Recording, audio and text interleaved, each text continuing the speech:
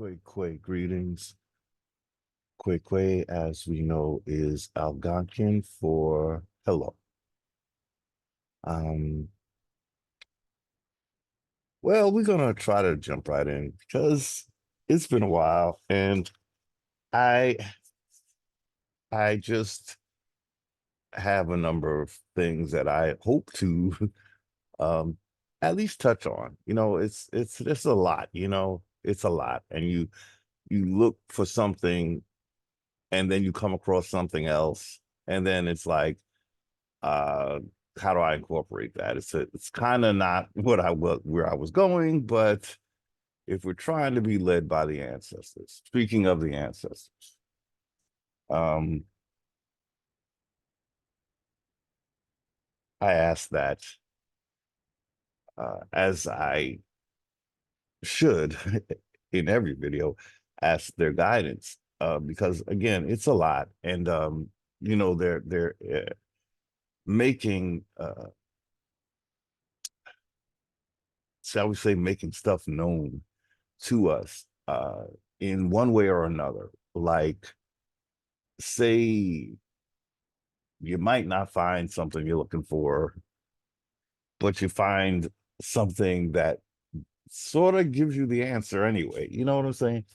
Um, so yeah, it's just that kind of thing going on. And so uh in my looking to do my next video, I came across, so I feel like, different different things to touch on once again.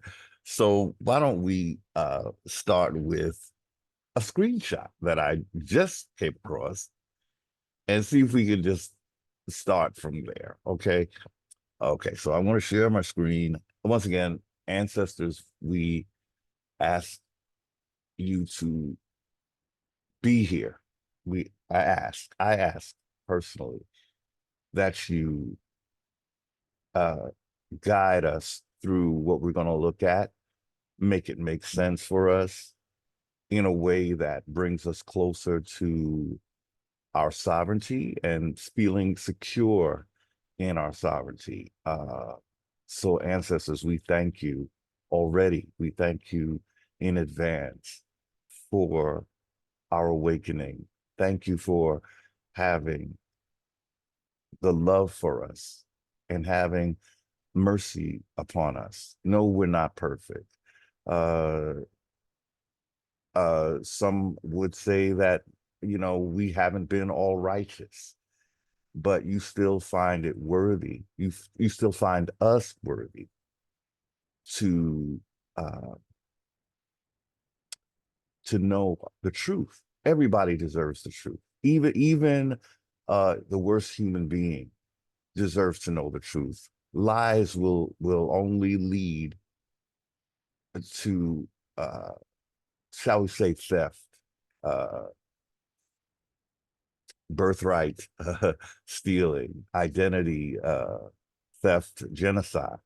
It seems like that's where the lies have led our people. And once again, I just want to thank the ancestors for all they've done uh, so far. And I'm so excited to see what they have for us Indians who, let's just say, we're a particular or peculiar type of Indian that we understand that we're not supposed to be in this system. And I think there's a breed of Indians who are unlike any Indians you've ever seen because they've been genocided. Now, the ones you see, they've made deals. If any kind of recognized and federal funded and all of that, they made their deals. They're done. They're done. And the only way they can be undone with that corporation is if they decide to start telling the truth and get up on out of that system. Okay. But other than that, any Indians we know of today, like the the big ones, and all of a sudden now they've resurrected their channels and they're talking. But they're talking from a sea jurisdiction. They're not talking as sovereign Indians. And this is not to diss them, but we have to be very clear. You're not the goal, because if you were, we wouldn't be in the predicament we are right now, would we? For the Indian tribes that have been around for years and even have faces that look like ours, that have YouTube channels,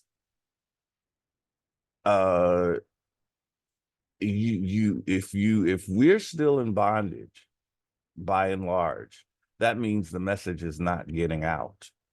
And it only applies to you because you're federally funded, federally recognized. And then you hear Indians talk like this, and you think it's like, oh, we're talking overturning the government. No, we're not. We're talking Constitution. And the Constitution says we're not part of this system. But somehow our employees have turned the tables and created a whole entire very involved system it's just going overboard to pull us into its jurisdiction that we were never supposed to be in. So I think I want to start with this. I'm just gonna go with it.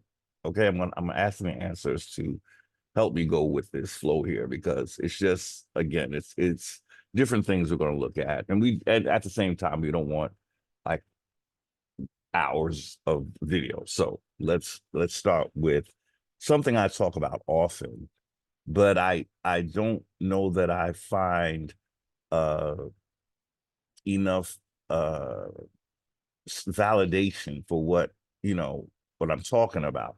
So let's look at this. So in our ongoing tug of war with the Moors, a lot of their information is actually useful. Yeah. Because it tells us about them. And that's the thing I have to say about the Bible as well. Like, some of our Indians are quoting scripture as if they apply to us. I said this before. Scripture is the tool that your colonizer used against you. If you make it your standard, you're doing exactly what your colonizer wants you to do. So my thought, and I stand on it 100%, 100+%. If you're going to use that Bible, you better be trying to learn how your oppressor thinks. And that's the end of that. It's nothing that's going to apply to you in the long run. It is cherry picked by your colonizer to create a narrative for you to fall into and think that it applies to you. Okay, that's what I have to say about scripture. Yes, I have used it in my earlier videos. I was only looking at how the colonizer looks at us. That's it. Now, I will use the words against him if I can. I mean, truly, you can't use the colonizer's tools and expect to really win, because at the end of the day, he's still going to have a grin on his face because, oh, look, he still thinks that I'm the authority. But I just want to show, when, say, for instance, when we talk about Genesis chapter, what is it? Now I don't talk to 2740, is that it? Genesis chapter 2740, where we talk about Esau, and we sort of conclude that Esau is the colonizer's way of talking about us. So Esau is the one that gets his birthright stolen. That's what we have in common with Esau, right? But at the end of his story, we find that when he gets the dominion, and we found out that dominion means legal authority, how funny that is. What's his legal authority? His legal authority is he has to be outside of the federal state system. and find law of the land. That is the land, the law that an Indian stands on, law of the land. What kind of land? The names of his linguistic territories. And again, we use territory loosely because it is a hijacked word, basically having something to do with the British nobility claiming our ancestral lands as territories. So an Indian stands on his ancient linguistic land. He does not stand in a state. We do not have to go by states, state laws, feds, or federal laws, codes, rules, regulation, mandates, all of that gone. If you want to be the Indian that your ancestors were before colonization, you better get rid of all colonization, everything. Grow up now. Come on. Stop being that damn scared. Damn. I'm not the bravest soul in the world, but once I see truth and once I see how to get the hell out of the fuckery, pardon my language, there I go. It's like let's not play. Let's not play seriously. Let's not play. It's far too dangerous a game. It's called the game of genocide. How can we get you to use our words, our terms, our laws to genocide yourself as we just gently, lovingly lead you to the slaughter where you will chop off your own head? That's what federal laws and codes do to Indians. Okay, they might work for a foreigner, might to some degree, not really though, but for Indians, it is sure death. Now, I am not speaking in terms of using violence. We don't have to do that when we have a whole status. I say this often. What is your status? Is Indian not taxed according to their constitution? And that sets us outside of their jurisdiction. That's the big secret to a constitution that should have been taught and explained correctly, but it has not been. So by now you probably read this because as I babble on, so what is significant about this that our Moors are offering us here that a lot of us don't believe? And Heru talks about it all the time. And you say, well, he's always talking about some expelling you. Who got expelled? What is he talking about? You didn't making that shit up again. Well, since you trust your Moors so much, read what they have to say about an expelling. So let's read. Morocco, Empire Land. The Empire, the industrious acts of the Muslims of Northwest and Southwest Africa. These are Moabites, Hamites, Canaanites, who were what? Driven out of the land of Canaan? Okay, so there's the Moors talking about a sort of expelling that, well, they're not using that word, but being driven out. What is that but being expelled? What, you think they had a big car, then they were driven out in a limousine? No. So for those of us who, you don't believe Indians when they talk, but you all ready to hear what Moors have to say. Well, yeah, they come off that, they have knowledge that we don't have. Of course they do. How else are you going to take over and genocide a people unless you keep them the knowledge far away from them, huh? Okay, so let's finish reading this because this is like a little gem here. So the industrious acts of the Muslims, Northwest and Southwest Africa. These are Moabites, Hamites, Canaanites, who were driven out of the land of Canaan.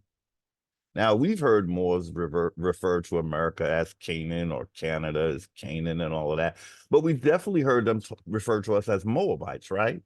So if you are these, what were you? Driven out of America. So you don't understand what an expelling looks like? Okay, so let's keep reading. Joshua, I'm sorry, driven out of the land. Okay, you are a Hamite, a Canaanite, a Moabite. You use those terms, you take those identities, okay? So you're a Moabite. You referring back to your colonizer scriptures again? You want to be part of that mess? Okay, there you are. You were driven out. The truth is, you were driven out. That's actually true. I don't know if you will call Moabites or not. They make up the word. They take ownership. Okay, so Moabites, Hamites. They love to call us Ham. In their book, we're Ham and all that. We were cursed. Remember? So you're a cursed people, right? Basically the Canaanites. I'm sorry, that would be the Canaanites. But look, the Hamites got driven out too. So I guess they were cursed too, right? No. So the Moabites, Hamites, Canaanites were driven out of the land of Canaan. And again, I don't have it here today, but I've heard it recently that they were somehow referring to America as Canaan. I think specifically it was Canada, but as we know, that's part of the America. That's part of American Indians' land, Canada, right? So I've heard recently some Moorish doctrine that says that was Canada, whatever.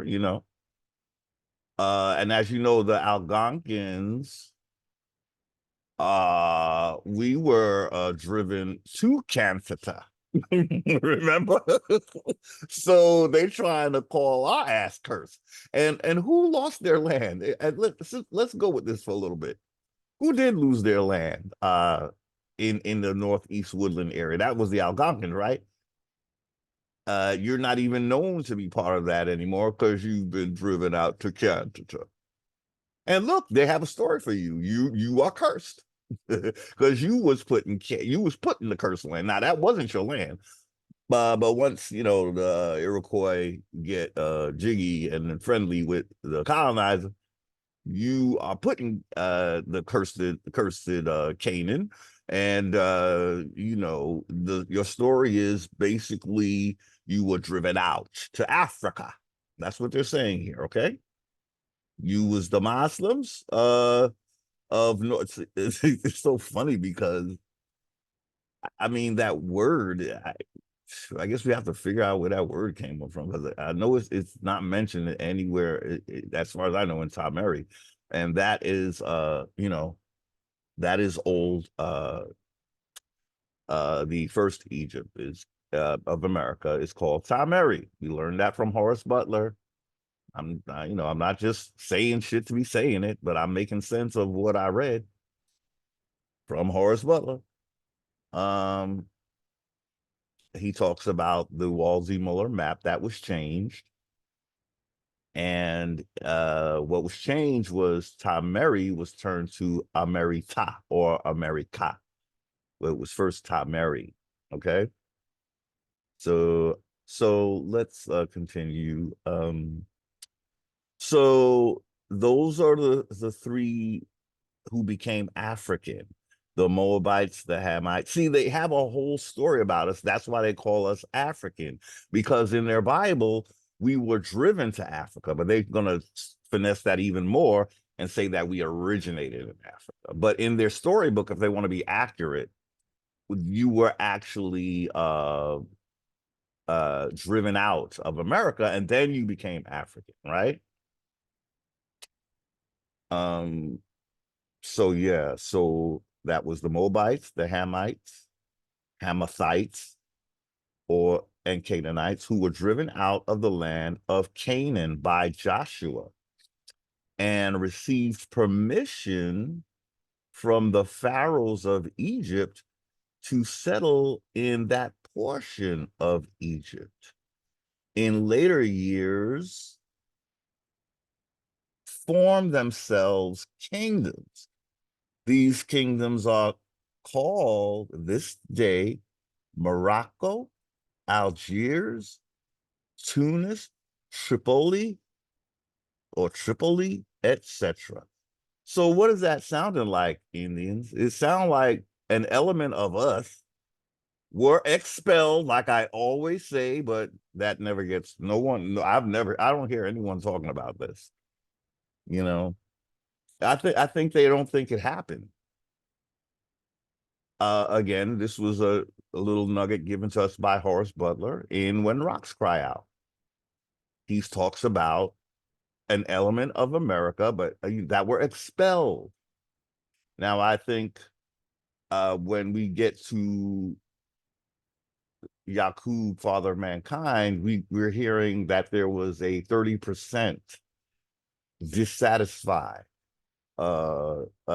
disagreeable. And if we apply that here, it would mean that there were a small group of Americans who were not happy, and we never find out why. All we hear is that they're disagreeable and they're dissatisfied. So, what do we know about these people that were driven out? Well, we know that they began to embrace, foreign deities, deities that we never knew, like Allah, like Jesus, like Yahweh. Now, we're going to try to respect people's choices. We're not condemning their religions. What we're saying is they don't apply to Indians. That's what we're actually saying. So there's no anti this, anti that, really. What we're saying is these represent our colonization. So we have a birthright to reject them, as they caused genocide to American Indians. Okay? Something we started, a spiritual system we started, was changed by this 30% of disagreeable Americans. They end up getting, what did we say? Driven, was that what it said? Driven out? Driven out, yes. And they end up in Africa. Read this and really let it sink in. What is it saying? Well, they're probably, so if we were put to task, they'll probably say, oh, no, we're talking all about Africa. But no, he's saying Noble Drew Ali was talking about Americans, right? So when he says Moabites, he's talking about Americans, right? Am I getting this right, or huh? So again, we have an element of Americans cast out of the Americas, expelled, driven out, expelled, exiled, whatever you want to. They were made to leave. So when you think about why are Americans the most hated on the planet, it's because of this driven out scenario. Okay? When we make it make sense, this is what we end up with. When the math is mathing, right, Taraji? This is what we get. Read it again, because I think people think this is some kind of fairy tale. This didn't happen. It happened. And before Noble Drew Ali's words got twisted up by who else? Who else? They changed his narrative. Isn't that what Dane recently said in one of his videos? Dane Calloway? Did he say something about Noble Drew Ali's message being why would they mess up Noble Drew Ali's message? Because the mission is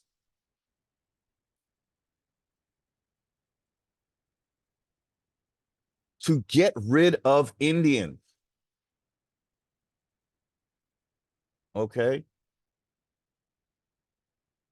Um, whatever it takes. If they don't fall in line with this narrative that they're Moabites, Hamathites, and Canaanites, we simply just remove them from the equation. Give them a black status so that they can be our slaves. As our slaves, we can take their lives when we see fit, and we're always coming for their lives. They, basically the system puts it puts a monetary uh you know price on each of us at birth. They gamble for the time of our lifetimes of how much we're going to make and how much they're going to make off of us. It's like a very intricate high level form of slavery.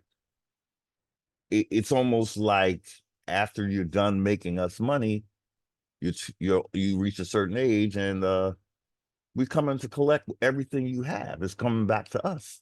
See, when you don't have a birthright, when you don't have your birthright, your shit is up for grabs. And for all you Indians that have made deals to be part of this, you are against birthright Indians.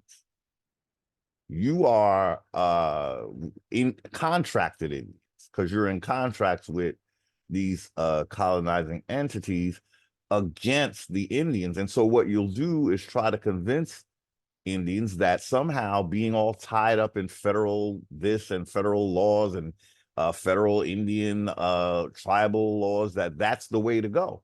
It is not the way to go. You have been compromised. And again, if that was your choice, if that's what works for you, fine. But do not try to convince awakening Indians that this is our goal. A lot of our Indians feel that this awakening is about joining tribes that have been established already. You must understand this awakening is something completely different. You are not to join already established tribes or tribes that are looking to be federally recognized and become domestic dependent nations dominated by Congress. No, this is not what we woke up for. Okay, I'm just going to say it like that. Those who hear it will hear it. Those who won't, they won't. You think that we went through all this crap that we went through being called black? We're the cursed ones. We were supposed to be dead, y'all. I don't know if you realize that we're supposed to be genocided so that these contracted Indians, and hopefully we'll get an idea of who they are just by looking at some more slides. But Drew Ali, I think he's giving us a word right here. So I really want people to take screenshots if they need to. This is a TikTok, but I got it from a website, like a Moorish website. And I thought it was just perfect to start our video with, because we're going to try to drive that point home that there were Indians that were driven out of America, but they found their asses back, didn't they? And they're still up to their old tricks, right? Trying to make us think we're from Africa because they were driven to Africa.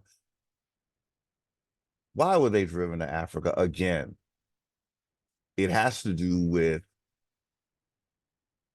colonizer religions and trading those or trading for those over our ancient systems.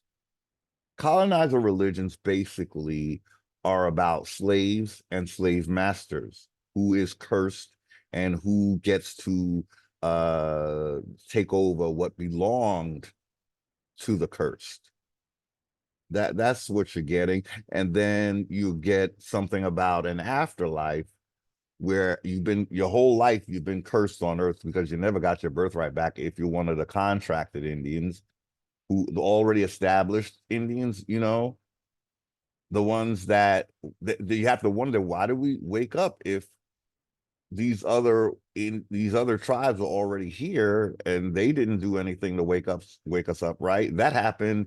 It's a freaking act of God, isn't it? An act of the ancestors, isn't it? For those of us who've never experienced a miracle, here you go, y'all. This mass awakening, you think that that's not a miracle?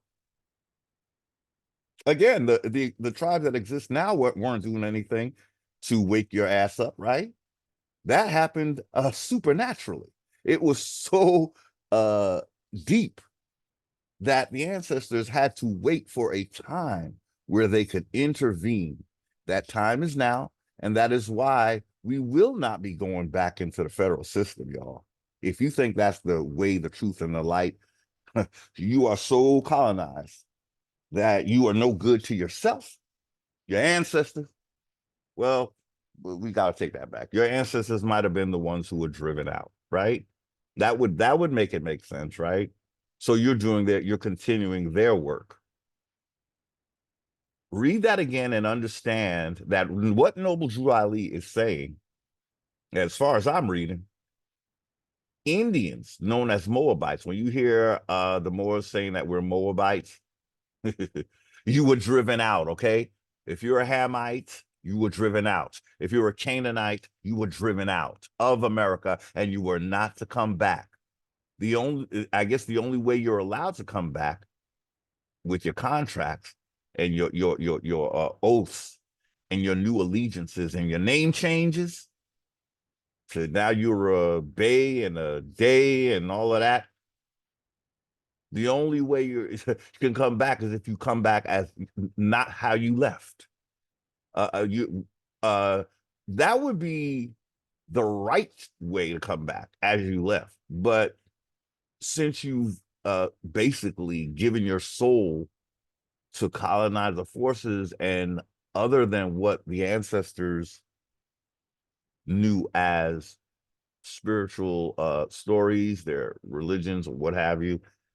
So now you're pushing the colonizers narrative on American Indians. That's how you come back, right? You come back, and now you're trying to get us all to be part of the one world order that your 30% dissatisfied were obviously dissatisfied about. Okay, we read about the 30% of dissatisfied again in Yakub, Father of Mankind. You just got to sort of piece the pieces together, and you begin to get, actually, you don't. When the ancestors are present, then you start to. Because let me tell you, before the awakening, it's like you read that stuff and it was went in one ear and out the other. But now that we have more assistance from our ancestors, thank you, ancestors. Thank you so much. There's a goal here, people, and that goal is freedom. If you want to remain a slave, that is good for you. Stop trying to get Indians to be enslaved and ensnarled in this federal, state, international. Let's not forget that beast. Because a lot of Indians think that, oh, let's go international. No. I I said this once before, and I thought it was a perfect analogy. If you haven't learned to swim in the pond sea jurisdiction in your homeland, how you're going to drown in the international ocean because you ignored the fact that you're in a sea jurisdiction to begin with. We never learned how to swim in it. All it did was kick our ass up and down the shore. And now you want to go into the sea jurisdiction, talk about international. That is not your sky daddy. It is your sea daddy, though. We talk about not wanting a sky daddy. Then why do you want a sea daddy? He's worse. Um, there is no savior outside of this landmass. Find your nearest mirror and look at your savior. That's your ancestors looking at you.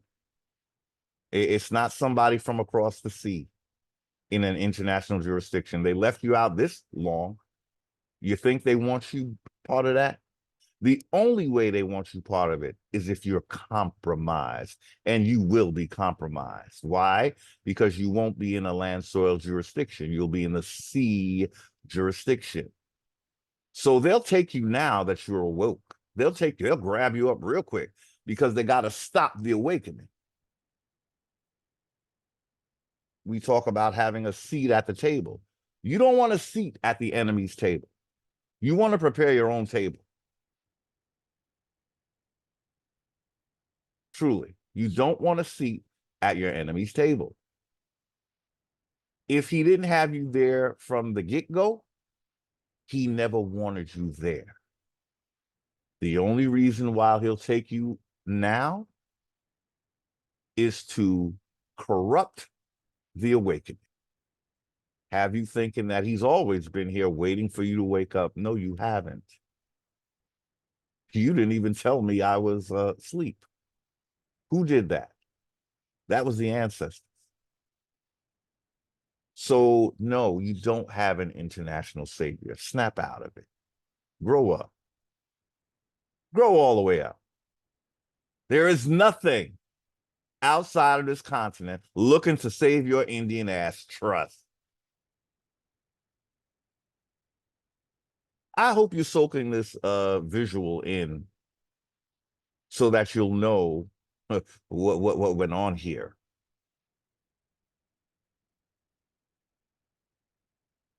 That's a word from Noble Drew Ali, right? So let's read it one more time before we move on. Morocco, Empire Land. The empire.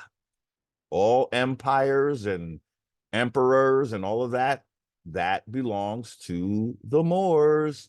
These are the ones who were, quote unquote, driven out. Driven out. So if you're something related to an empire, like an emperor and all of that, an empress, you're calling on a jurisdiction that was kicked out of America. And then they're trying to say you were one of them, like they always do, that you're from, they're from Africa. And the reason why they'll say that they're from Africa, because again, I said this so many times, but I guess, you have to try to say it as much as you can. They have to say they're from Africa because they don't want to talk about being, quote unquote, driven out of the Americas. Why? Because then the question will be, why were you driven out? And ain't nobody trying to go there, right? They ain't trying to go there with that. They ain't trying to go there with that, because that will show that who drove them out. If there were no colonizers when they were driven out, who do you think drove them out?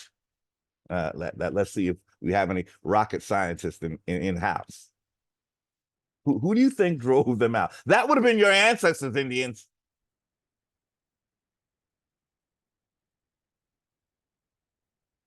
So let's not mischaracterize the white man once again as the driving force behind all of this bullshit.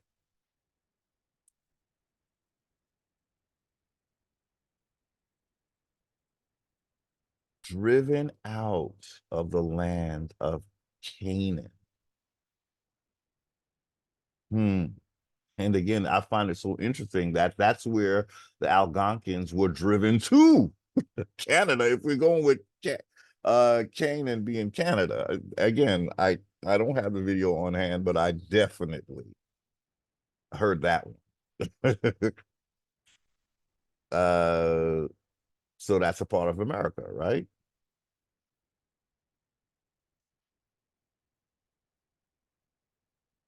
I need you to see that an element of Americans were driven to Africa. Are you getting that? Can you get the wax out? Can you read that and comprehend what Noble Drew Ali is telling you about what happened in the Americas? Where did they end up? Where did I said this so many times before. I tell you that there were an element of Americans who were driven out of America and they ended up in Africa. Next thing you know, we have King James and a royal family, and we have the, what do you call it? The Vatican and all of that is over there, right? Who do you think brought it there? Who put it there? It's the same people we're reading about, the one who have this empire going on, right? America was never to be part of that. That's why they got driven out. We weren't supposed to be part of that, but they were determined. What we have over here is this is the motherland, right? They could not, they would not allow themselves to live without trying to come and take over our land. Now, they, mind you, they had the world outside of America, it was theirs. It was theirs. We didn't want what you was bringing here, but you could have it elsewhere. We didn't try to genocide your dumbass, right? But look what you do when you come back. Fill our head with lies. Oh, you came from Africa. No, baby. Once again, your ass was driven out. You ended up in Africa. And truth be told, if Africa is cursed, it's probably because of you. The Americans that were driven out. Y'all wasn't African. Y'all were American. And you bring that crap over there, and then you start enslaving the Africans. Talking about Punt. They then they try to say that they came from Punt. Punt don't exist. It's Somalia, god damn it. There's no Punt. They don't that's your Bible technology. Ain't no Punt. Y'all new, y'all brand new over there. So you found some place you call Punt that ends up they thinking it's in Somalia, or was it a Mexum, or was it what they call Axum? That's all Moorish language, y'all. Whatever. But the point is they began to befriend, but it's like they what I know, what I do know, what I read is that Somalia gives credit to basically the second Egypt that ended up over. We read it, right? We just read that they gave a portion. So the Moors were secondary to ancient Egypt, basically. For well, going with this, I believe they're the ones who built that Egypt, because that's how, that's basically what Horace Butler is saying in When Rocks Cry Out. So, but what happens is, what we're reading is that the way they're parlaying it is that they got permission to stay in a part of Egypt. I think that's basically where we get Hatshepsut of the 18th dynasty, and then she takes exhibition down to they call it Punch, but it ends up being Somalia. And we did that in the time. I think we covered that in the timeline video, where we kind of find out that the ancient version, allegedly, of Somalia, there is no ancient version, but we're gonna go, we know what was Punt. So I just recall that it seemed to me that they dominated whoever these people were that they're saying lived in Punt or Somalia. And then they started using a lot of apparently Hatshepsut had this big exhibition. You can Google it. She had a big expedition, I'm sorry, to Punt, where she started getting a lot of raw materials from basically South Africa, because I really think they were in need of material, which seems like they were able to find it in Punt. That's what I read.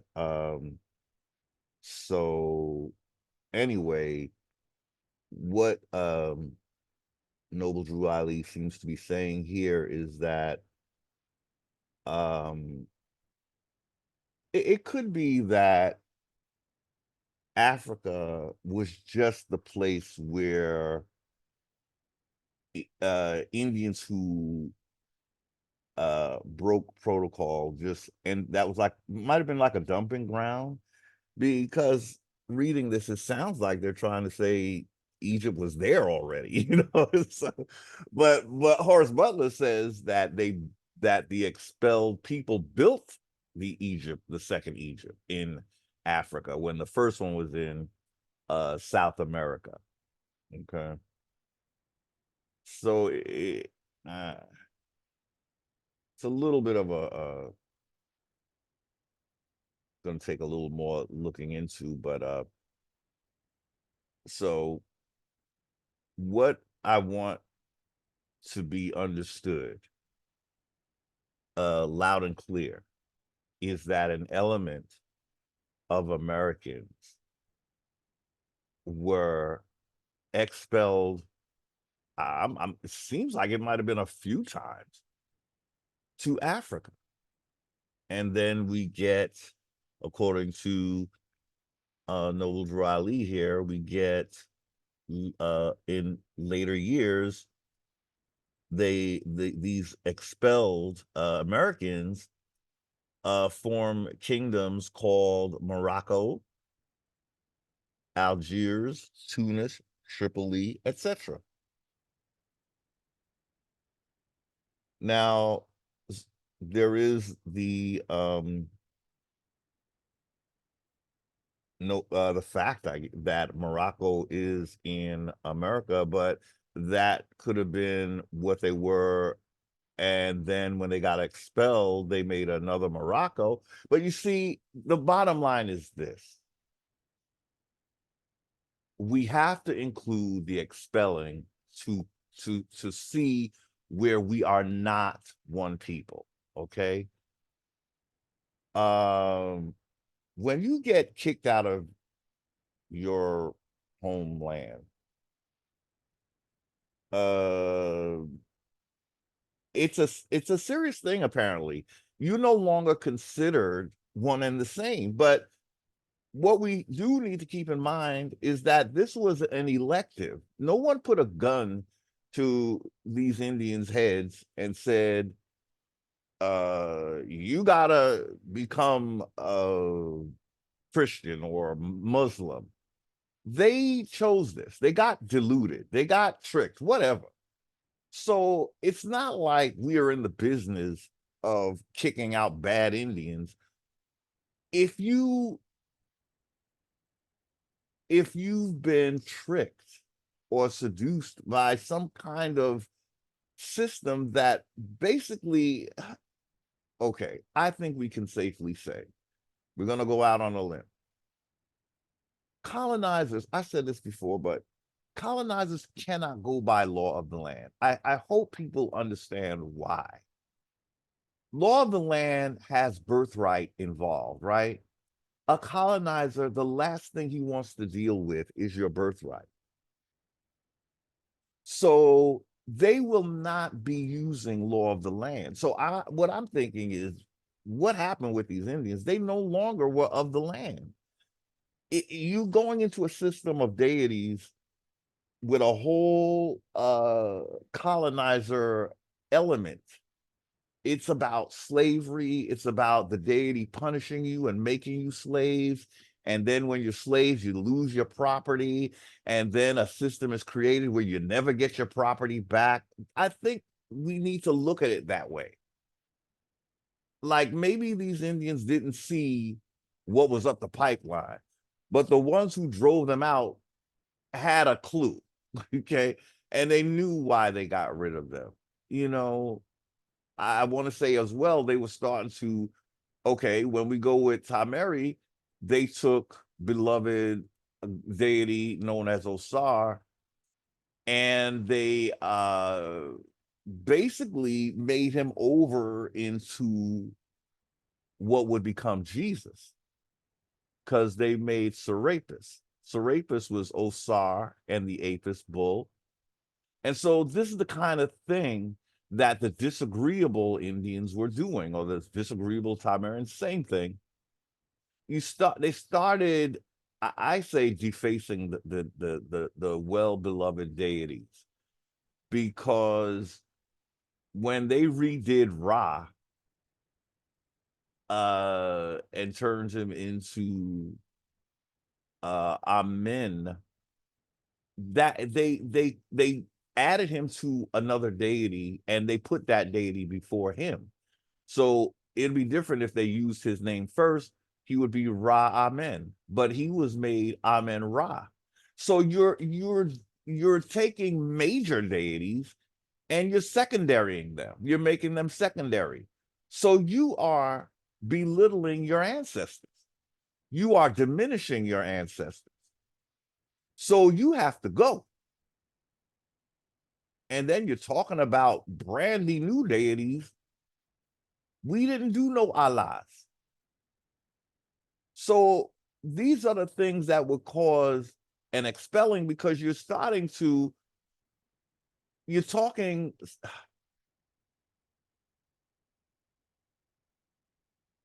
you're speaking death to your, basically your ancestors. You're speaking genocide of their legacy when you give up the deities. Now, I think our ancestors were very keenly aware of what happens when you lose a deity that your whole culture, or deities that your whole culture is built on. Now, again, these are ancestors as well. They're deified ancestors. So when we knew who we were, we knew that no, you cannot disrespect ancestors. It's your sure death. And what does the colonizer have us doing? He has us worshiping deities that he fashioned. They're not our ancestors. They are reworkings of our ancestors that actually end up telling us a story about how firstborns don't really count for much, and how firstborns can lose their birthright, how uh, serendipitous that your main stories are all about how to firstborns, or disinherit, I should say, firstborns, and it's justified by those deities. It's so, the writing is on the wall, Indians. This is why you cannot claim to be a Moor. What you're saying is, fuck the very mothers and fathers that brought me here. You're telling them to go, basically go to hell. That's what you're basically saying, because you're saying, I'm taking on some new shit, and I'm going to be down with these royalty. I want to be the fabulousness. I don't know what y'all was about, but I'm trying to live the fabulous life. But the thing is, how did you get that fabulous life? By pillaging and stealing other people's birthrights. And you know what they're doing in America, talking about, oh, they're gonna give us reservations, so I get a piece of my birthright and you dominate it. And the minute you find anything worthwhile underneath my reservation, I get kicked off that reservation. This is what Indians want for them, for their future. You want to continue this bullshit for your future generations by being federally recognized and federal and being, get out.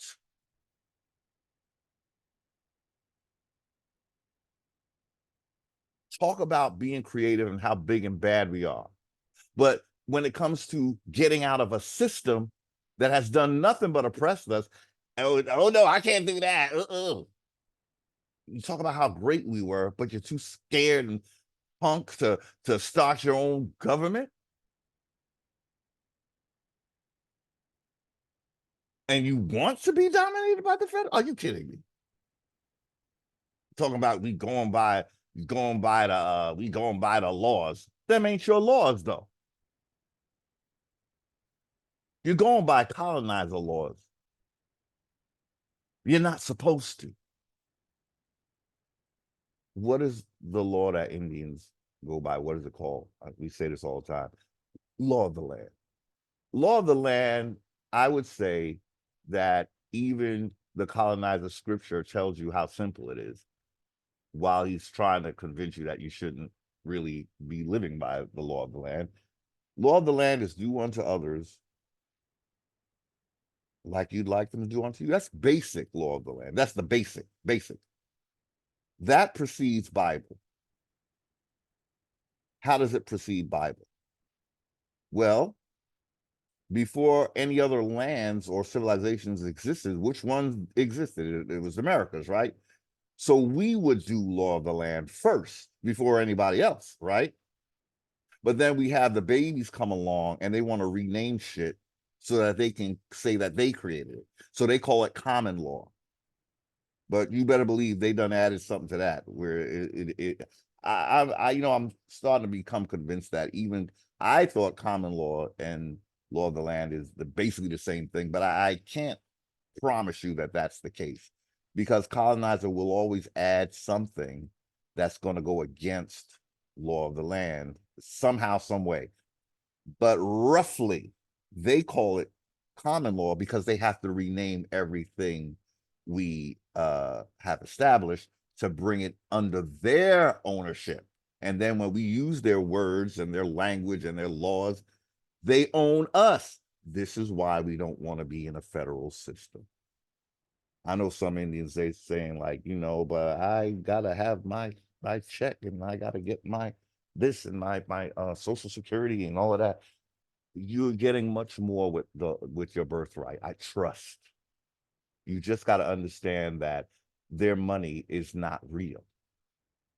You really need to understand what that money is, what backs it up. They got us so far in their system that we don't understand just using their money. It puts us like we're unless we stand on our birth our law of the land we're just being dominated by what they call money. As law of the land, you have a right to not use that money. See, yes, it's a big undertaking. I'm not gonna sit here and say that it's the easiest thing you could do. But it's not. But we have no choice. You see, you either get out or you stay in. You can't do both. I'll put you this way. I have thought about it a little bit, and I do feel this. Once we're out of the system, this government can't deny us shit. You know what I'm saying? Like, in other words, it'd be best in your best interest to assist us in any way you can, because if you don't, your slip is showing again. It's clear that you were out to genocide us. So, what I'm trying to say to Indians, don't feel too out in the coals by not being in the federal system, because they really are going to have to come to your aid wherever you want them to until they realize how unprofitable it is to even be here when so many of our people will no longer be in their system. It's not going to be very profitable for them anymore, because we are basically the money. We are the money. See, you don't want to be in a system that made you the fucking collateral. Because then when it's time to pay the debt, they coming for you. Coming for you. Whatever that means. Well, your name is attached to the things you own, right? So if they own you and they need to get to the things you own, what is stopping them from getting to that? That would be you, right?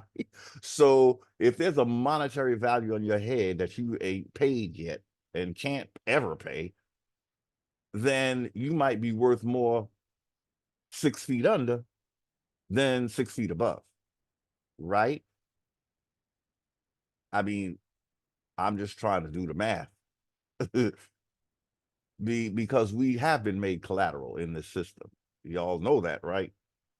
I know a lot of you do. It's just that we don't think of it. We don't think of what that really means. That means when a debt has not been paid, whoever we have been pledged to, they coming for us.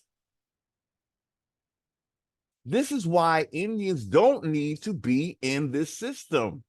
You are basically the money. You're the labor, the money, you're the creative spark, but you're still worth more dead. When you see so many of our great artists like Whitney Houston having these weird deaths, what do you think just happened? Now, this is the top of our people here, people that are world renowned. Look how easy it is to take them out. But you got to get out of the system, and they can't do that. See, I think Indians think that, oh, we get out, we just gonna lay down and die. We need the help. We need it. No, you don't. It is your death sentence. But you have to be out of the system. Now, I will say a lot of these artists, they do have it in their contract, this, they might not know it, unfortunately, just like we don't know a lot of the contracts, but definitely our big singers and stars, they when they develop these huge catalogs with songs that are worth millions and all of that, that can't go to them, or not the most of it. They didn't invest in you to just let you go skipping to the sunset. You got to pay them back, baby. But that's when you're in a system that has made you the fucking payoff. So people like Prince and Michael Jackson finally get to own their shit. But you have to pay the piper. They own you. This is what the system does. It takes an ownership. And that's why it's almost like in their sense of righteousness, it you agree to this. So there's no God, there's no ancestor who's going to, unless you wake up and call foul, the deal is going to be completed. You got to pay, you know? That's why you never want to be in a system that would even dream of doing this. How could Indians want to do business with an entity that's how they do business? Do you see that the whole thing is a setup for your demise? If you have no authority, if you don't have dominion, like that scripture talked about, it said, you will break the yoke of slavery. That's what it meant. It didn't say it outright, but it says Esau was made Jacob's slave for all generations until he gets the dominion and breaks that yoke of slavery. As a slave, you are owned. As a slave, you are a commodity. Until you break the yoke and take dominion. What is dominion? It's a legal authority, but how are you going to get that legal authority? You're going to get out of that jurisdiction. How do you get out of that jurisdiction? Well, you start making your notices, your declarations, and let a public notice be known that you are reestablishing your birthright, law of the land, effective immediately. There's no way they can stop you. They all they can do is shake their heads. The nigga done found out. All of a sudden, when you do that, and you're not trying to be federally recognized and get privileges and benefits and hope that you can fill out for this, what do you call it? Right for a what do you call it? a Scott. When they give you money and you got to write for a grant and all of that? Grant? This whole land is granted to me as my birthright. What are you talking about giving me a grant? I give you the grants. I give you the charters. But you see, you have to be a sovereign to be able to even give a charter if you want to give a charter. But if you too busy being what do you call it, domestic dependent, then you don't write charters, you don't give grants, you don't rent your land, you don't lease your land and get paid for it. You just sit there and Congress makes all your decisions, and you can best believe you are not top priority in their decision making. This is what they built to make sure that they can always take from a dumbass Indian. We don't have to be dumb Indians. We have to get out. You're creating something new, but it's not really new. It is what you had before colonizer arrived. It's not all that foreign to us. A lot of Indians, I think they feel like, oh, but we're so crazy. Yeah, we've been crazy because we're in a very oppressive system. Now, once we establish our own system and pull all our people out, see now this again, I want to stress this. Just how the feds can reach out and get their citizens when they want to. Say now their citizens are in Russia, whatever. Well, they took their time with Griner, didn't they? They let her sit in that prison for a little while, huh? She was the time out. Oh, she's a Negro. She could stay there for a while. Let's marinate in the Russian stew for a little bit. But they can go and get her when they feel like it, right? See, as Indians, we have that same authority over people who we know are our people. What does that mean? That means we're going to have to start looking out for our people who we know are getting railroaded in commerce. And we will have to start to say, no, you're committing genocide. Yes, you might have made him your citizen, but we know that that's an American Indian who was what is he called? What do you say? He's a black? Okay, so that's what you reclassified him as. Now, if he's African, that's a different story. If he's actually from Africa, got a dual citizenship or a green card from whatever, that's different. But if this is one of ours, and we can't sit back and let them be genocided, y'all. So while you playing games, talking about wanting to be federalist and federal act, you could be actually in an authoritative position to end genocide of American Indians. Because again, like just like the feds can reach out and get their citizens from trouble when they feel like it. That's the kind of thing an Indian can do once they establish law of the land. Because you'll see that your people are still being genocided. And that can no longer happen. Even in other words, that's the extent of what this could be for us. It could be an end of a genocide of all of our people. They don't deserve to be genocided, y'all. I'm sorry. I mean, I think I know there's some Indians out there that let that nigga be, take that nigga, whatever. I don't care. See, then maybe that's why you're federal, because you really don't. How could you care when you just all you want to do is suck on federal tit, drink that shit, that manufactured commercial shit formula?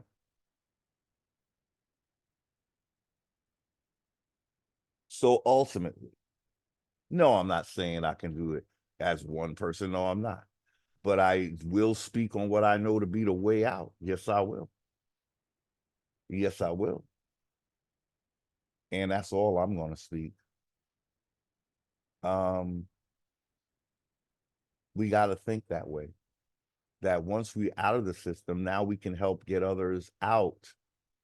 Now, um, this is how you end genocide.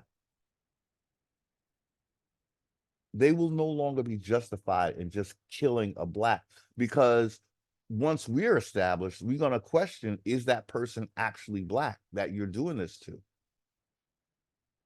We could actually end a lot of this genocide if we get serious.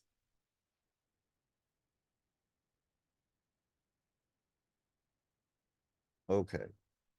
So boy, I got all these windows open. What do I have next? So let's read this one more time.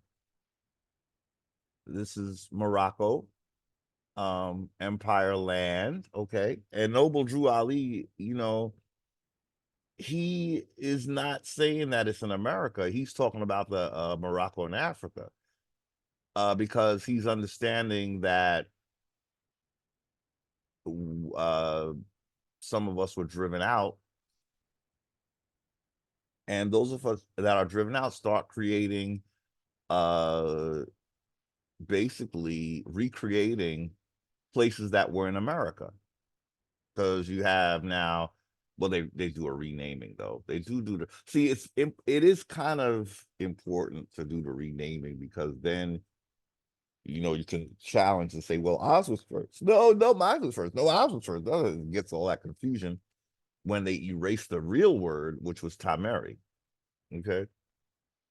So now they call it Egypt, and they say that the Greeks called it Egypt. And what is I find interesting about the Moors, for such spellcasters and people who know how to use word spells so well and create word spells to divorce you of your land, I find it interesting that they choose to be called what other people called them. Like, I'm hearing that they called us Moors. Yeah, well, why would you want to give them that kind of dominion over you to name you? Why? Oh, because you want Greeks to have the dominion. You're helping for them to have authoritative say over who you are, and you're going to run with that. That's not being self-defined. If you saying that more, I've heard it said that Moors was something that Europeans called us. Okay, so why would you want to be called by what a European called you? You know that they, for the most part, didn't even know about America. So you want them to rename you, I guess. You want a name that no one ever heard of, and then you're going to tell us that that's what everybody calls us. No, it has to be brandy new, because you're saying Europeans called you that, and Europe is new. America is old. So if you're not being called something that America called you, that's because you were expelled, excuse me, driven out. And you don't want the breadcrumbs to trace back to you, like our lovely Barack or Barry, what's his name? So what did we find out his name? Who did that breakdown? Was that Dane Calloway yet again? Talking about Barry Sotero or something. I mean, I think just knowing that there was all these aliases was like, I realized, wow, what a red flag that is. How do we miss that? No, someone who has multiple names, you know. But anyway, um, who took away a breadcrumb by removing the word Negro from the record, basically, you know. So keep that in mind when we look at one of these slides, because somehow Barack Obama is being linked to the UNDRIP. And I think uh Indians who have inquiring minds might want to figure out, well, if he had something to do with UNDRIP, which I didn't, I think he adopted it. That's what he did. He didn't make it, he adopted it. But so what Indians have to figure out is, if he was trying to do something to help the American Indian, uh Why would he remove Negro from the record? But then he's all aboard for UNDRIP. I'm trying to show you something. I'm trying to show you something. You see, UNDRIP is not going to be your savior. When someone is removing your identifier, but wants you to grab onto UNDRIP, or he adopted UNDRIP somehow, he's doing two opposing things, right? So if part of him is going one way and part of him is going another way, that should tell us that there's something dubious going on here. Why are you erasing me, but you want me to jump on UNDRIP?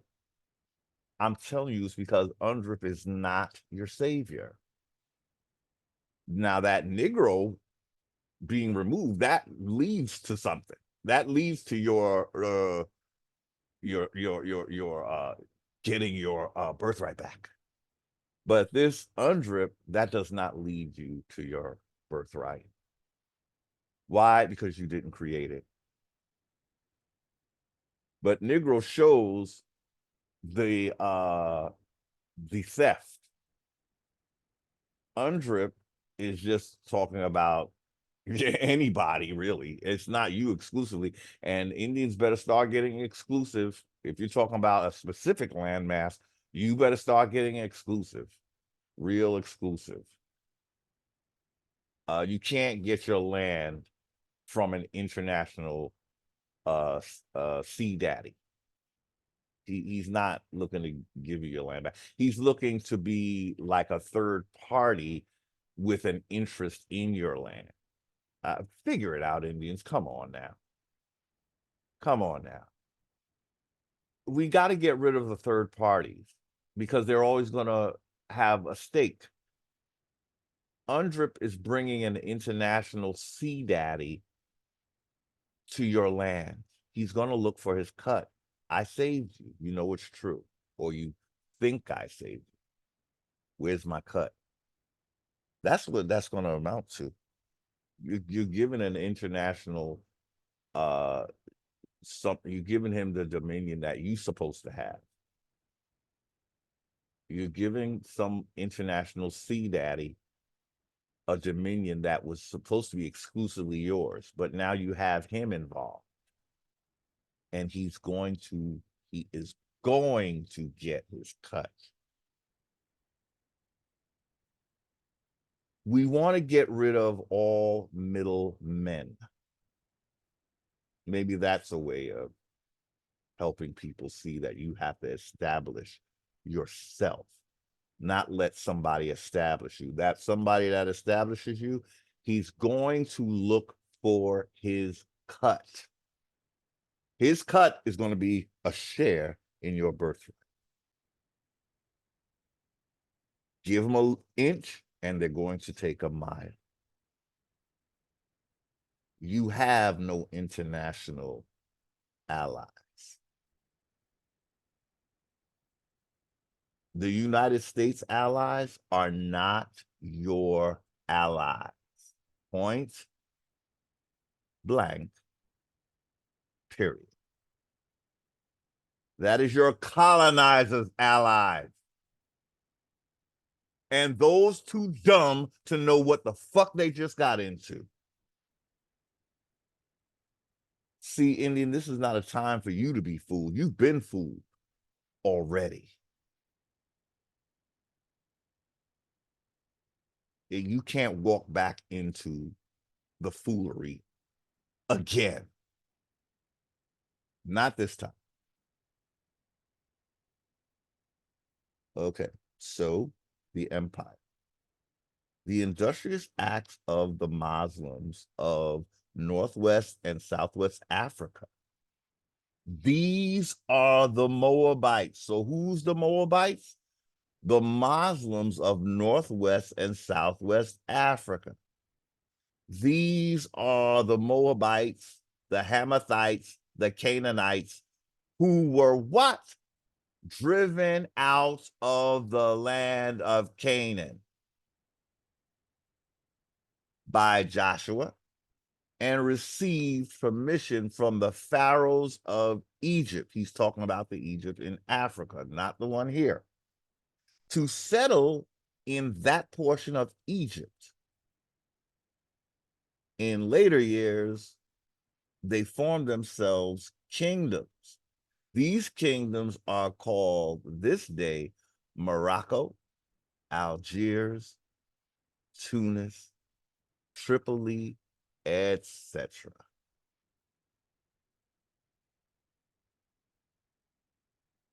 So you got to understand what's being said here.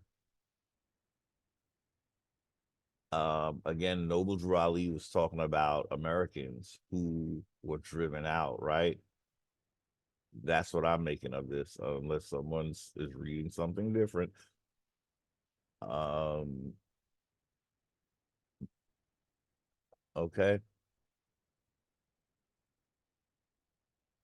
This is these are those who were expelled from America, who end up building. Now, when we read Horace Butler, When Rocks Cry Out, um, Egypt is the highest thing that ever came to Africa, but who brought it there? You know, it is the oldest, according to Horace. Well, according to the timeline we saw, they had Egypt as the oldest. But then they get, they start to get a little, they want to just make things confusing. So then they'll turn to scripture, which adds some allegedly older, unheard of Punt, Cush, and what's the other one? Punt, Cush. I forgot what the other one. Uh, but these are basically fictions that didn't exist for real. It's just trying to make a place older than it is, but it is not. America is the old world. So again, in Horace Butler's, actually, no, I'm sorry. He did tell us about the expelling, and he says they end up building a second Egypt. So the first high culture that ends up in Africa uh, is Egypt, but that is the second Egypt after an expelling took place. Again, I'm starting to think there were multiple expellings because that expelling um, was about the 18th dynasty. Now, the expelling that Noble Drew Ali is talking about, that seems to be later in history. Uh, so it looks like we are constantly expelling Moors. Um, yeah, because what Drew Ali is talking about, um, it just sounds like it's a later time after the initial expelling that happened with Akhenaten.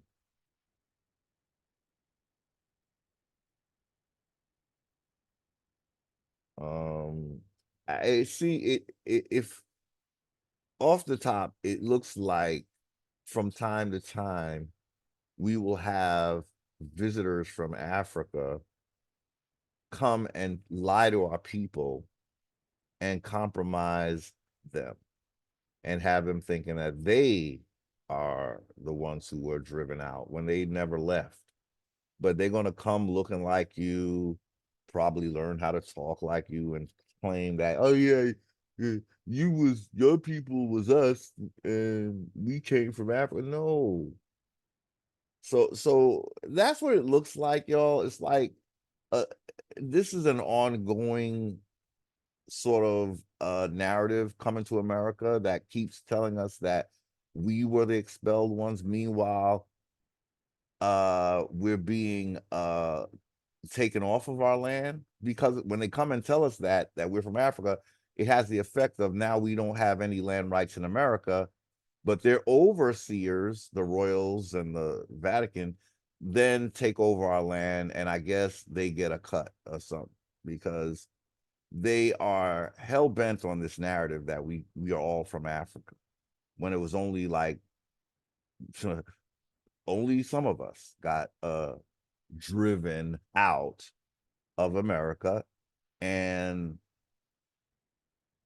ended up having to be African, you know. And I just think these are power hungry people, but they don't play a fair game, because even if you want power, that doesn't mean you have to use it the way it's being used by these elements who are just, again, it's all about taking over other people's birthrights. That's what this game is. Convince them that they are you and you are them, so that you can have access to their resources, and little by little you genocide them, either paper genocide, so now they think they're you, or actual genocide. I believe that paper genocides lead to, I can post COVID, I think I can safely say now that paper genocide definitely leads to actual genocide maneuvers and psyops that end up with actual genocides, and then you have a mass immigration thing, and you're dumping people here. I think this just has been going on for just like forever, until Indians wake up. See, if Indians don't get out of their system, they get to continuously do this. You want to rewind that. I'm going to say it again. If Indians insist upon being part of the feds, this little game never ends. And you're going to always talk about, oh, someone's going to come and stop immigration. No, the fuck they're not. Didn't you know why this corporation is here? You even know why they're here? You think you can get along with them? You think by being domestic dependent that you're going to have a voice over them? The only way you're going to get that voice is if you get the fuck out. Mm-hmm. People don't like to hear that. They think you're putting them down or you're talking against them. Blah blah blah. You're a Moor. That's the one that makes me laugh. Everybody's a Moor that talks against the federal government. Isn't that quite interesting? Even if you're talking against the Moors, right? You're going to be accused of pushing a Moorish. It is the height of insanity. It is the height of insanity. Read that and tell me that I'm promoting being a Moor. No, I'm not. I'm trying to let you see that. Well, let's just go back to my last point. If you keep insisting on being in a system that the Moors created, which is a sea jurisdiction, then you are always going to have immigration problems. Okay. You're going to have people dumped here. They're still trying to get rid of your ass, although you're trying to suck on their tit and get benefits and privileges. And boy, you are going to beg for those, because you still didn't quite understand that they are not here to encourage your existence on this landmass. The only reason why they need you to be federally recognized is so they can federally fuck you over. Okay. That's the only reason why they want you to grab to be federal. And then somebody, I want it, I take it. Here I am. I'm married now to the corporation. Again, we don't advocate violence. We advocate constitution. And what the Constitution say? I wasn't supposed to be enumerated or taxed. So we got to figure out what that means. That means I have to have land, right, of my own, that is that has that, and it's going to be the land that of my ancestors, and it's going to overlay over this state system. For Indians, it is. So we have to bring our land back to existence. We talk about wanting our land back. Well, let's start by resurrecting what we called it and standing on that. Okay.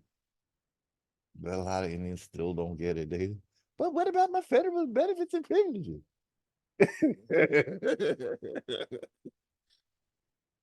um, they're not permanent. Privileges and benefits are temporary at best. So they'll give you the big welcome package, and you'll be so happy for a few, I don't know, for an administration or two, until another administration comes and takes all that shit away. Why? Because you insist upon being in a federal system where you don't get birthrights, you get temporary, alienable benefits and privileges. So it's going to be at the whim of Congress. That's if you stay in that system. Do you understand that if you're out of that system, you do have a right to exist and you have a right for a corporation that was only hired to do commerce and not to fuck you over for generations like they're doing? They're gonna have to flip that script and now assist you in whatever you need, since they damn took control of everything, which will slowly be rerouted back to you, like your land, for instance. Along with your land, you're gonna have to have rights to trade, and it's looking like we're gonna have to stop using their lingua franca. We don't call it commerce. You just don't want to get confused with their system. We're gonna have to reestablish trade, y'all, bartering. That's what you're gonna have to call it. Commerce apparently is like, it's like a trademark term, I believe, just like corporation is. So whenever you use those words, you're automatically basically calling in a foreign jurisdiction.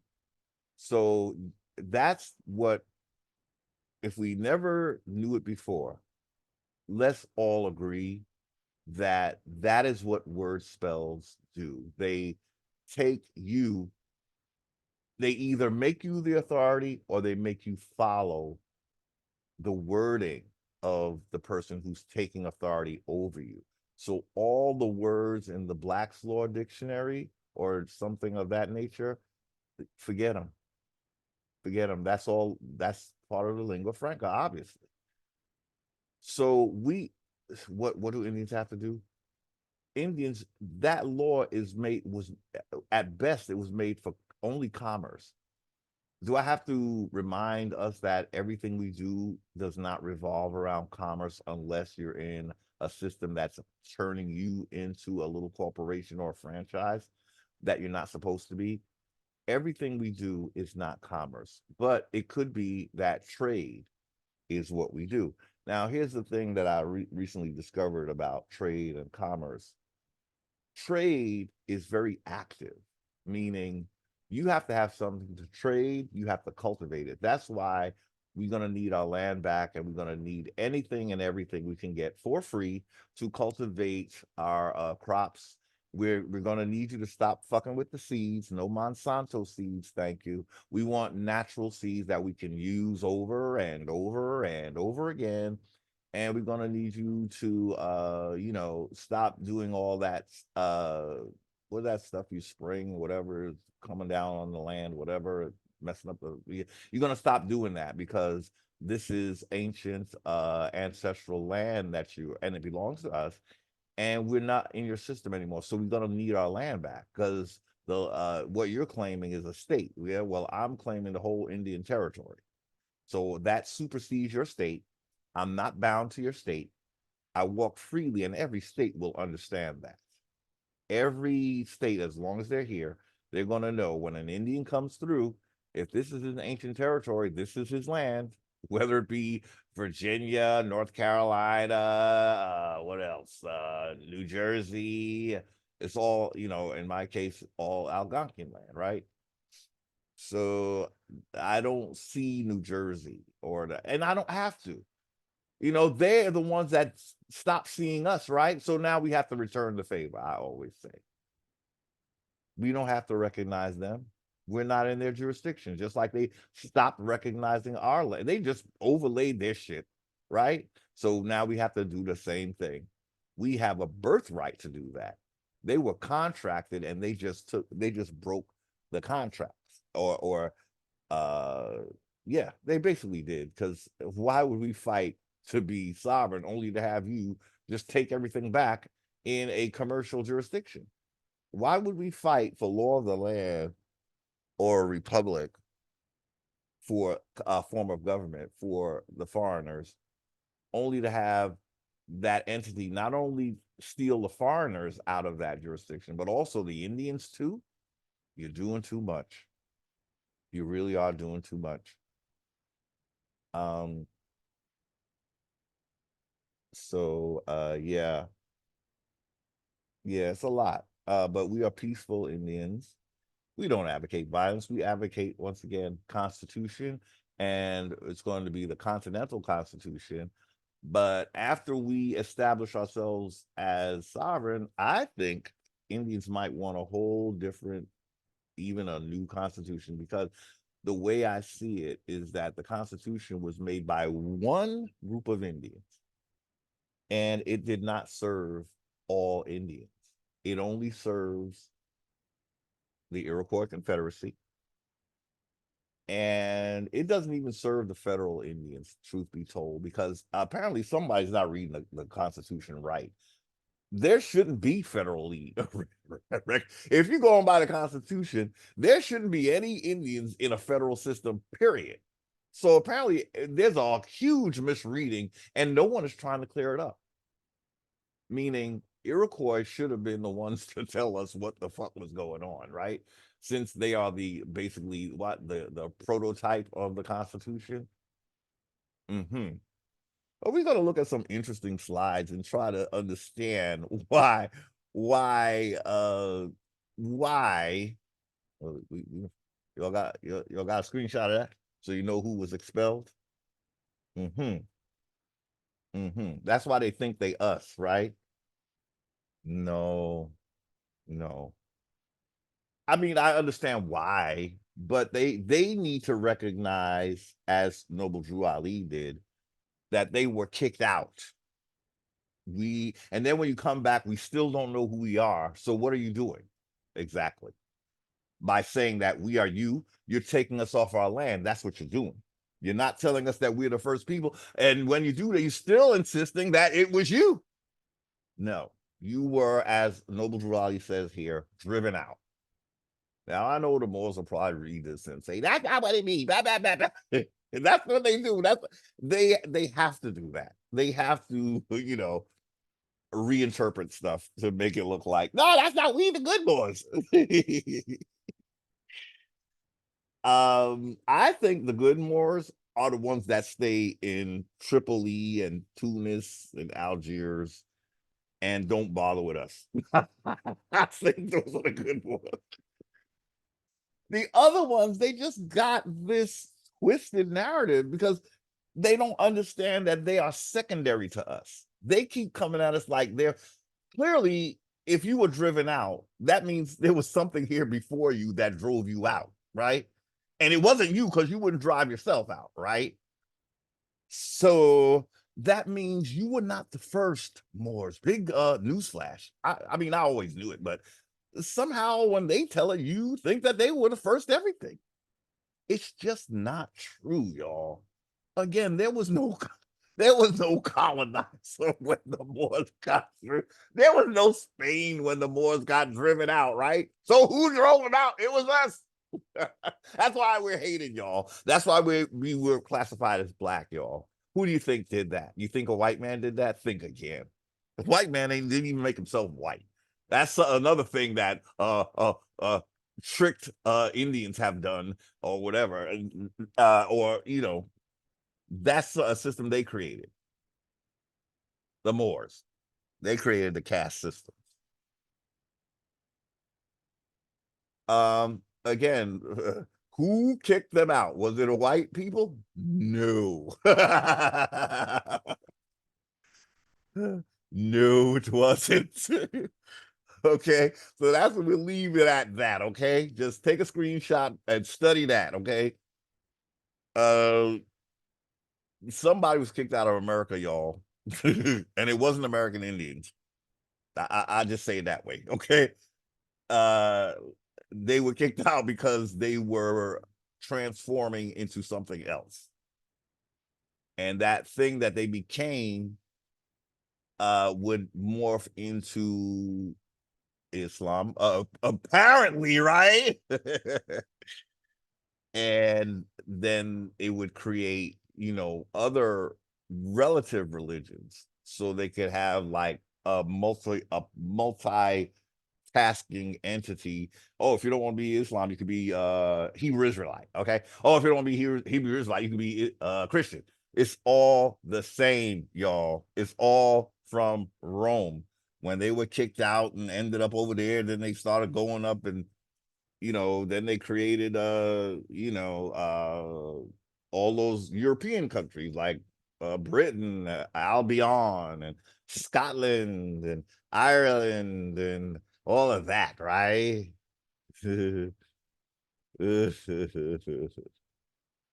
So apparently Spain is older than Britain, apparently, right? So that's why it was Spain that came here first, and then Britain came, and just I think what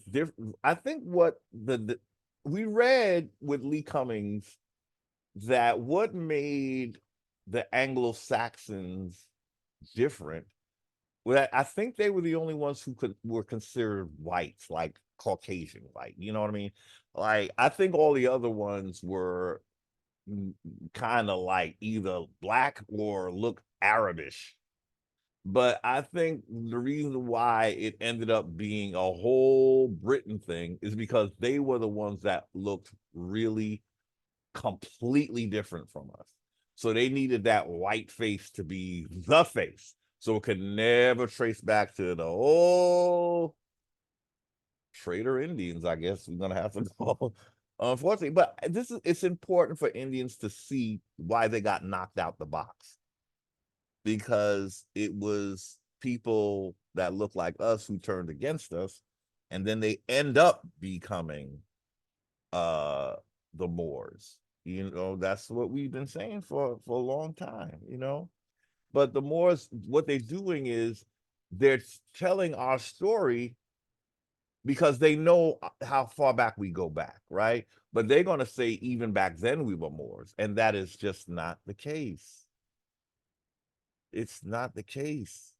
This is all new. The Bible is new, those characters are new. So you didn't predate us, Moors. But you can say that because you look like us. But back then you were not Moors, you know, because we go back further than the Morocco, even the Morocco in, what is it, Indiana? Wherever that Morocco is. So we older than that, right? Because we go back to Columbus time. But back then you were the Mongolians. You were, I guess you could call yourselves Mongolian more if you like. But in any event, we predate Moors. They just found a word that's like can be converted to mean almost anything. I guess the word mer, is like it could mean any several things.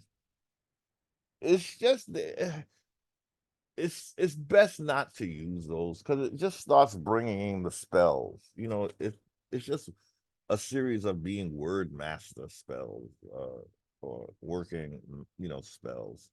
So yeah, I like this. I really like the screenshot, and I've been showing it for an hour now. So it's time to move on, right? But we found this that we thought was interesting because, as we saying, there was Indians that were expelled, and then we see that. Well, let's read this. This is called Iroquois and Celts, Moorish royalty. They're obsessed with royalty because that's what they're going to use to dominate us. They're going to claim that they're royal, you know, and that's why they can do this and all of that, you know. Okay, so what is it? I just want to see what we just things I found, you know, in my searching. So what does it say? Iroquois Confederacy territory, Northgate, Morocco. Okay, and I was like, and looked like they got two syringes there. I don't want to know what that could possibly be, but it says U.S. corporation on there. And this is on the under the Moors. Okay, what does it say? Iroquois and Celts Moors known as snake people. Okay, so this we'll see what website it's from, but let's see what it's saying here. Okay, so the Black Celts, snake people. Moors sailed to and from the great continent of the Americas known as Morocco. Now, here we get with that confusion again. Well, okay, so there was a Morocco here, but it wasn't the whole continent was not Morocco and on any map that I've ever seen. But you know, the Moors made maps, so they probably have one, you know. To the coast of okay, so the Moors sailed from the great continent of America when they were kicked out to the coast of Ireland, Morocco belonging to the Iroquois snake people. Now, if it's a lie, they told it, right? So they said, this is a, we'll go to the website in a minute. I had to make a PDF so we could, you know, easier reading. But Morocco belonging to the Iroquois snake people. Is that the connection, Iroquois Confederacy? Why you end up being like the biggest traders in America? Mm, so you traded with the ancient Ireland Celts because they was your people, right? Snake people who were Moors and ruled the lands of the earth. See, that's when they slip into us Indians. When they say they rule, they're using us, you know, but they're not saying it's us. They're gonna, you know, I still I know Indians hate when I say this, but we were, I do believe we started out here. But again, when you're expelled, that's a serious thing. You're no longer associated here, you know? So when they say they ruled the lands of the earth, but it wasn't as themselves. It was basically they're talking about our history, right? But they're taking it. They are taking our history and they maneuvered it so that we could end up being called black, and only those who were expelled would have authority on this land mass. Okay, that's what's happening. So if Indians insist upon being federal this and federal that, you are part of the Moors, although you talk against the Moors. You see, you little do you know that you are co-signing on the very system that they put here to reclassify your African American Indian come ancient African ass. So again, let me say that again. Those Indians who insist that they want to be federal, you may as well call yourself a Moor because that is the system they set up here, right? It came from Britain, right? The corporation originated in Europe. And as Noble Drew Ali just told us, some of us got kicked out and they, you know, end up in Africa, and then they create a Egypt, a royal line over there. And then all of a sudden they turn white, and then they come and kick our ass some more with King James and the bunch. Okay. So if you want to be in that system, you're in a system that was created by Moors, even though you accuse people who want their birthright back as being sovereigns or being Moorish. So Indians wanting their birthright back has nothing to do with being a Moor. What is their birthright? that means they're not going to be controlled by a federal corporation. They're going to have control over their ancient ancestral lands. That's what sovereignty is.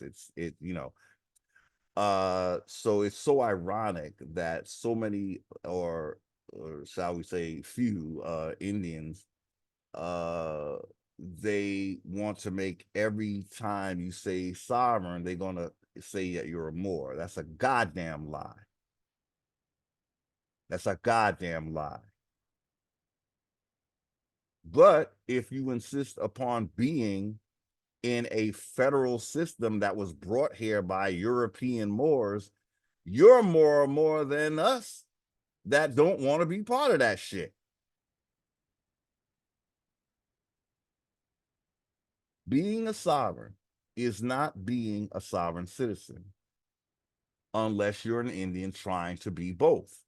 Now, a sovereign is an Indian who's just trying to be an Indian and not part of the federal system.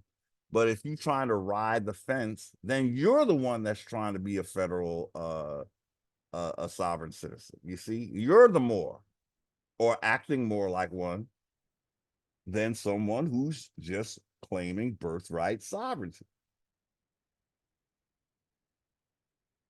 I'll say it again: an Indian who wants their land and wants to be have authority on their land, that's not being a Moor, because number one, it's taking place in America. Okay, so when an Indian speaks of sovereignty, he is not, or she is not, trying to be a sovereign citizen. They're two completely different things. But I'll say it again: if you're an Indian who's trying to be an Indian and a federal United States citizen, you would be more like a sovereign citizen, which is a misnomer, and it cancels each other out because there's no such thing, and you won't be either, really. You just, well, let's just say you'll be more of a citizen. How about that? But you're definitely not living like an Indian, like our ancestors would have. Well, at least the ancestors who were not expelled.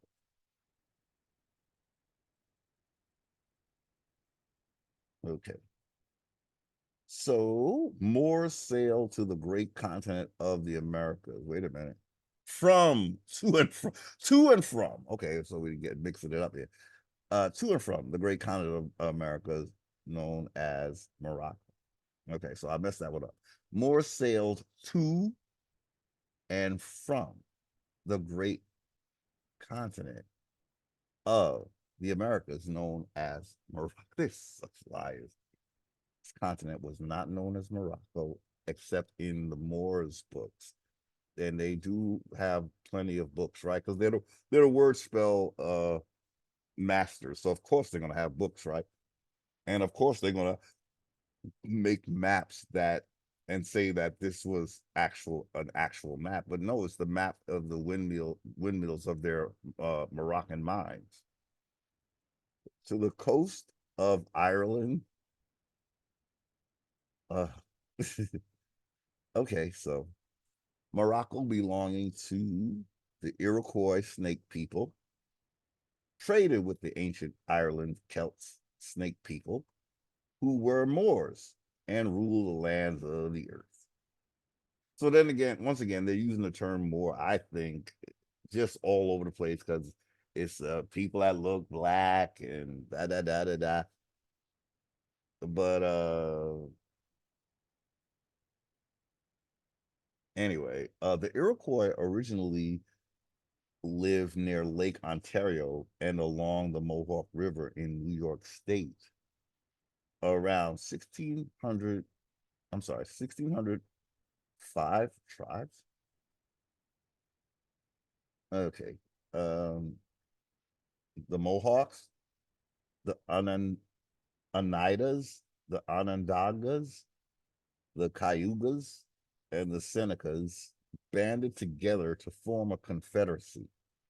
The sixth tribe, the Tuscaroras, joined in 1722. These people call themselves Haudenosaunee, or people of the Long House. The name Iroquois is a French variant on a term for snake given these people by the Hurons.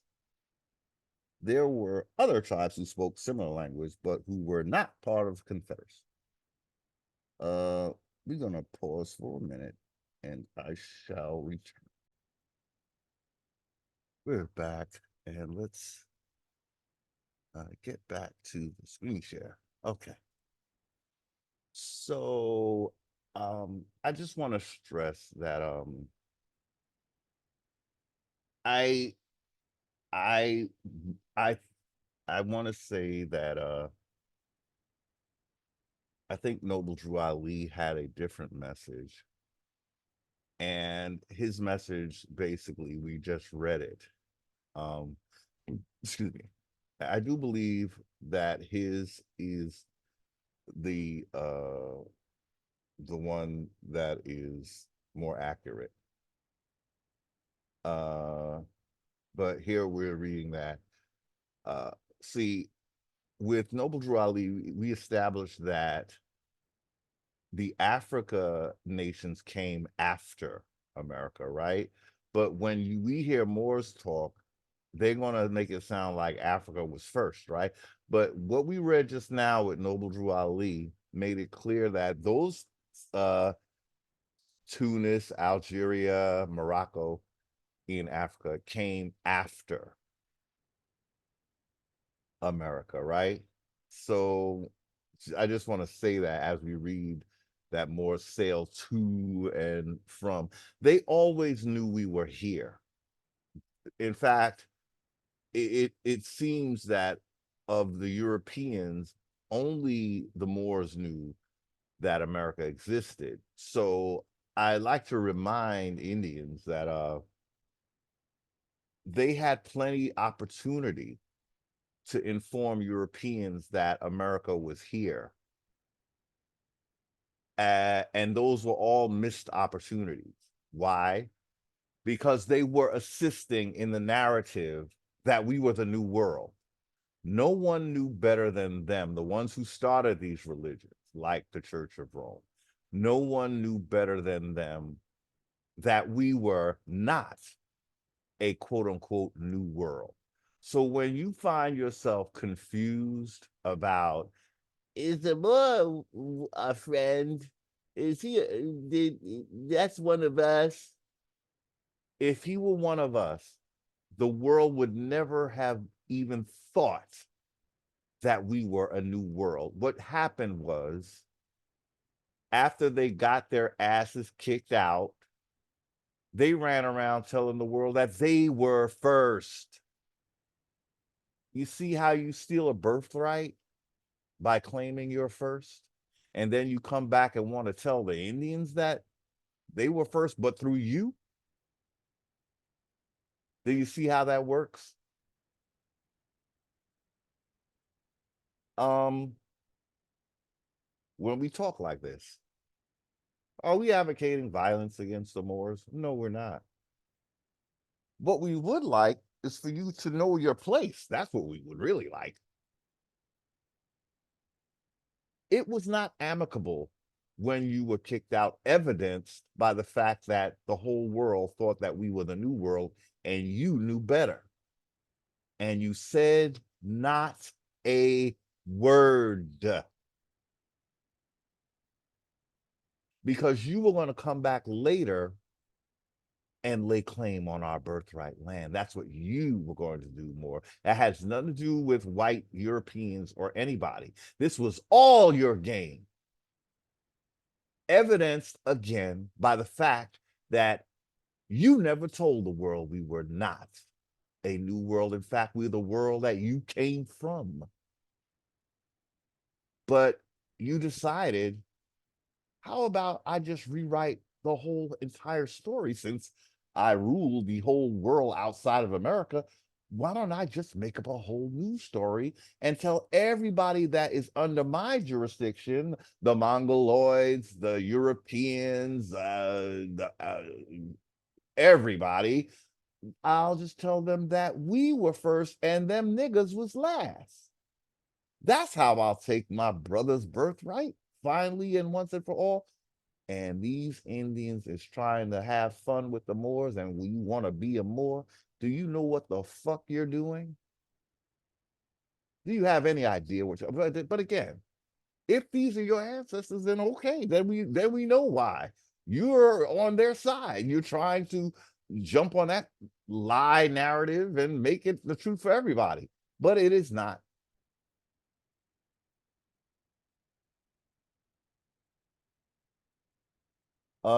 That's why this is such a crazy time, y'all. It's like you have a whole lot of Indians doing a whole lot of talking, and yes, I'm one of them. I got a big mouth, yes. uh, but you're getting all kinds of, it's like the Indians can't decide if they should move forward with the Moors or without the Moors.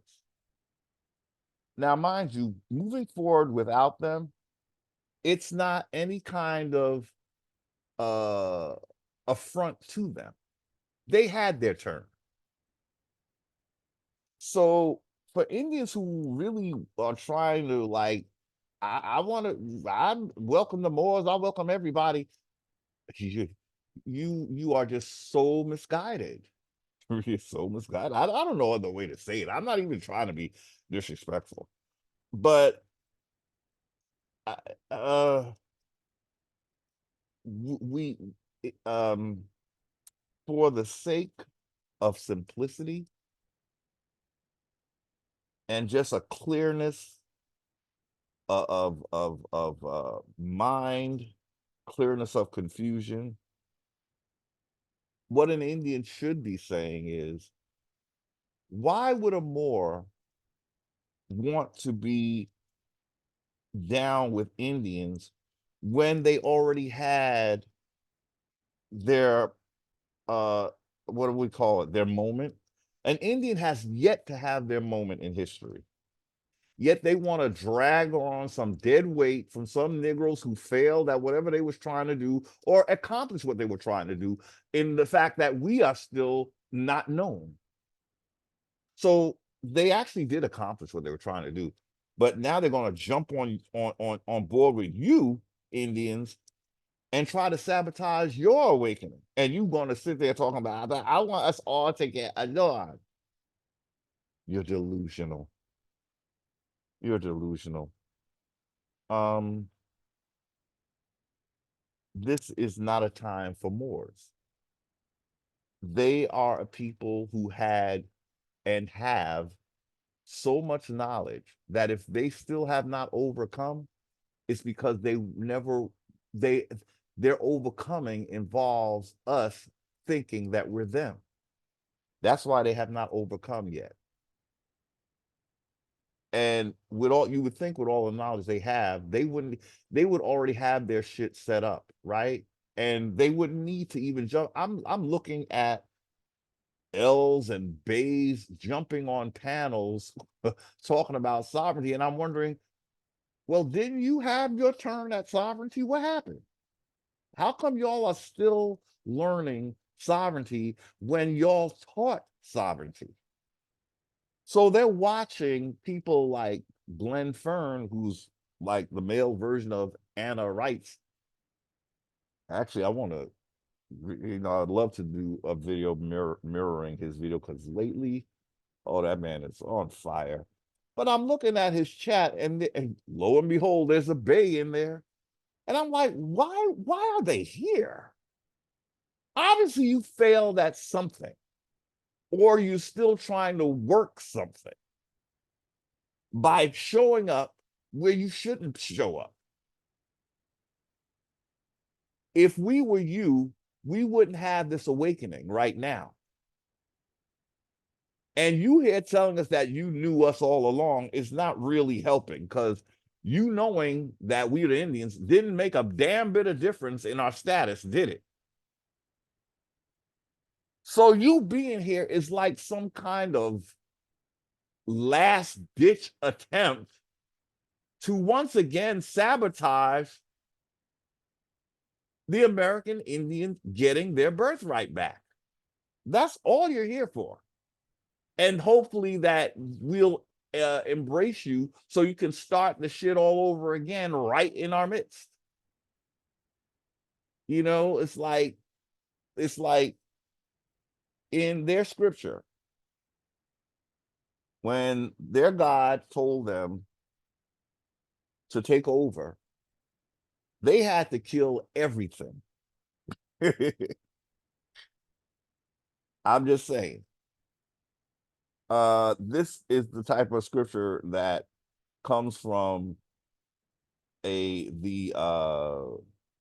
more Judeo-Christian branch of the Moors triune system. So even they knew that when you try to get yourself established, you can't really be taking no prisoners. I mean, you could take the women, you know, but all these brothers up in here in the Indian movement, if it was their if they were doing this, they would get rid of all the males. And probably depending on how bad they gotta take that land, they will get rid of everything. They won't leave anything alive. That's what their religions are basically taught. But Indians think that, oh, it's okay for us to just be Moors, be Hebrew Israelite. It don't matter what your religion is. I don't think your ancestors would think so, because a lot of them died because of these colonizer religions. Okay, spearheaded by people that look like us. Let's just be clear. That's what I'm talking about. No other people. Only the ones that look like us that practice these religions are the ones who came for us. The other people, the Caucasian people, they were like the like a storefront. Like they were the ones going to be blamed for all of this. But it was always that element that was expelled.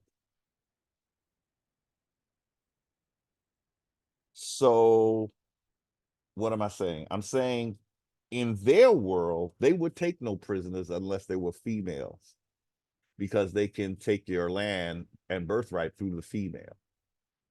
But Indians today, they got all these male Moors coming on the panels talking about, I'm you and you me and we the happy family. No, not exactly. Sorry. Sorry. Sorry. Now, I don't advocate. Now, see, let me be clear. I don't advocate the violence that they advocate, okay, in their quote unquote religions. Because they colonize us, right? So when I say that in their world, they would have killed the males that were hanging on, talking about, can I join you too? But yet Indians want to entertain this, and they don't think they've had quite enough genocide. Let's keep the Moors hanging on and being part of this and all of this. They are friends too. You're playing with fire. You're playing with fire.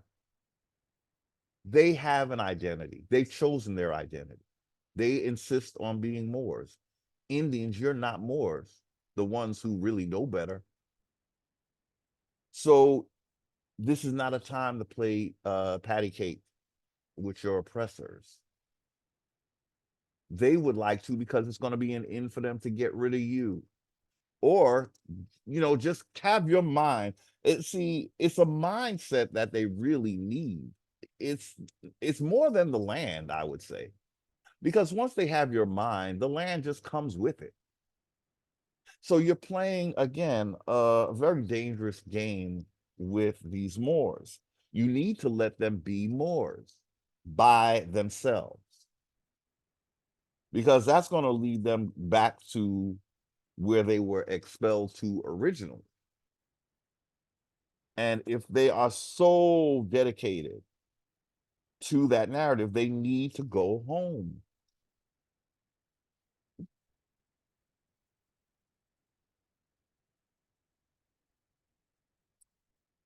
This is just the way it is.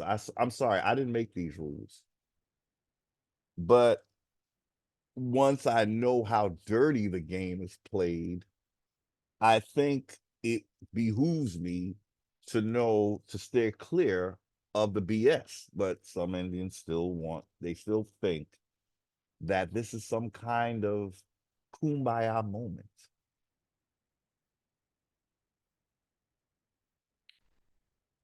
Wake up. Wake up.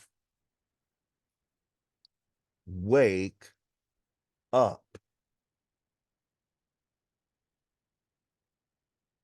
I'm not saying that you have to not ever speak to a Moor. I'm not saying don't speak cordially to a Moor. I'm saying stop mixing as if you're one and the same when you're not. And stop thinking that it doesn't matter.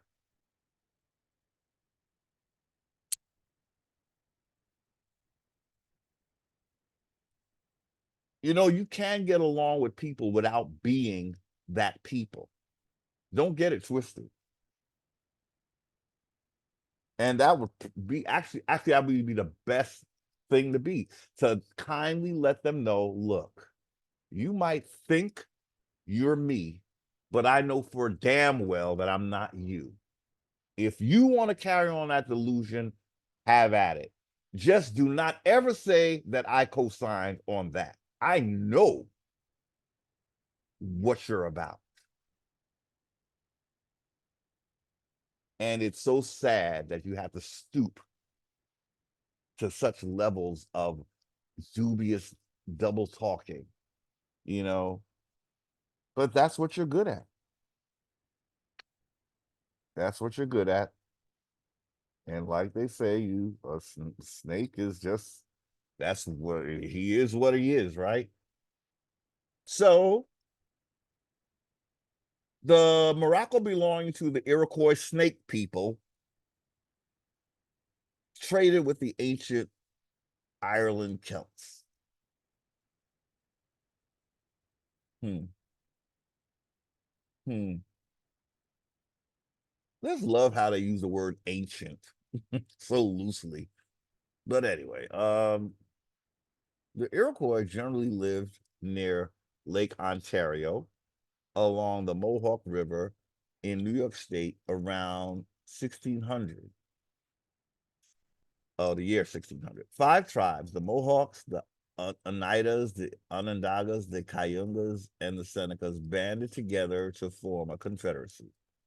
A sixth tribe, the Tuscaroras, joined in 1722. These people called themselves Haudenosaunee, or people of the Longhouse.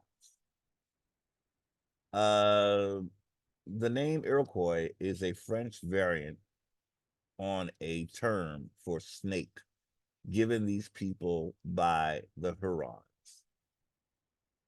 These were, I'm sorry, there were other tribes who spoke a similar language, but who were not part of the Confederacy. So somewhere the Moors have claimed that the Iroquois are like connected to the Moors. So this flag, the Morocco Empire State national flag, right? But New York, they're gonna say is known as the Empire State.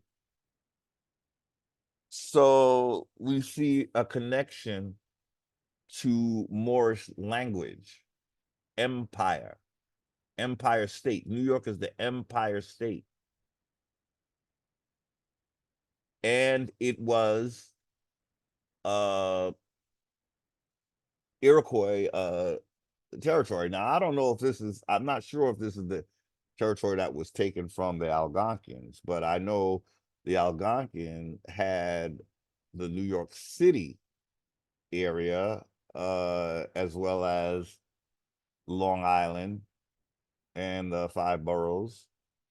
Now the state, I'd have to look again. I'm not sure if that was Algonquin, but I know now it's considered Iroquois, and New York is known as the Empire State. And we have an Empire State building in New York City. But it's just helping you see how somehow the Iroquois are being, shall we say, recognized by the Moors as something that is part of their empires, right? The Iroquois Confederacy territory is the north gate of Morocco. Okay. Iroquois Confederacy territory. That's not Algonquin territory, but again, we will put driven to Canada, and now it's like we never existed on the northeast woodland area. Almost, it's almost like we just, it's like a, so like a passing old wives tale that there were ever Algonquin here, because basically the Iroquois, you know, are basically just taking over. I think they just took over the entire all Indians, but that's what they would do with Moors, right? They're not here for a little peace. They're gonna take all your shit, right? Um, but yeah, the Iroquois Confederate National State flag. Okay. Snake. What is this? They second snake, to twist or wind hair into the form of a snake, from snake. The intransitive sense of to move like a snake is attested from 1848, that of to wind or twist like a snake, of roads, etc., is from 1875, related to snaking, uh, snaked or snaking. St. Patrick's most notable deeds was driving the snakes out of Ireland. The snakes in the territory, I'm sorry, the snakes in the story, to be less literal and more a symbol for Aboriginal Celts being driven from their lands or forced to convert to Christianity.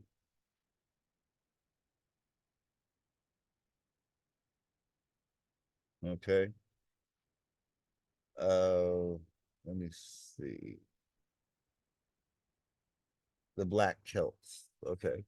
In ancient Egypt, the serpent was believed to be the first offspring of primeval earth, identified with the gods Set and Apophis. Now, those are the nefarious deities we talked about. Set, um, yeah. So they're saying, the serpent was believed to be the offspring of primeval earth, divided with the gods, Seth and Apophis, and in constant warfare against the sun god, Ra. See, his name was Ra, not Amen Ra. But anyway, the Uraeus snake symbol worn on the forehead became the pharaoh's sign of sovereignty. Okay. And there's the citation for that. Handel, 1995, and Bunn, 1967, 616. In many Northern European Celtic sagas and also elsewhere, snakes represented the underworld of the earth goddess, often associated with fertility and long life. And in African folklore, okay, here we go to Africa, snakes are associated with spirits of the ancestors to this day. Okay, so there's your source for that. When it comes to interpreting Egypt from a Moorish perspective or ancient Timeri, I just think we have to be careful because they're not claiming those deities. They're claiming Allah. Okay. So even when they talk about, you know, again, these deities, well, they're talking about I guess they're saying this is Ireland, but as we see, there's some connection with Iroquois and Ireland, according to what these Moors are saying on their website. This is a Moorish website. Uh, I really didn't want to get into all of this stuff. Uh, yeah, because it's just, I just feel like, yeah, they kind of veered off because I really was more interested in how they're connected with the Iroquois, you know. But they're saying they traded with the Celts, and they're saying that New York is. Did they say it here? I don't think they said it here, but oh yeah.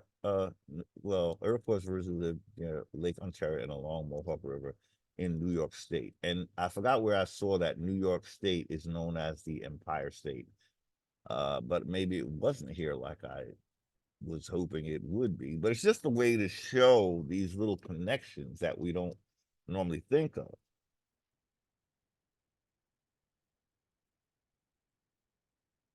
Okay.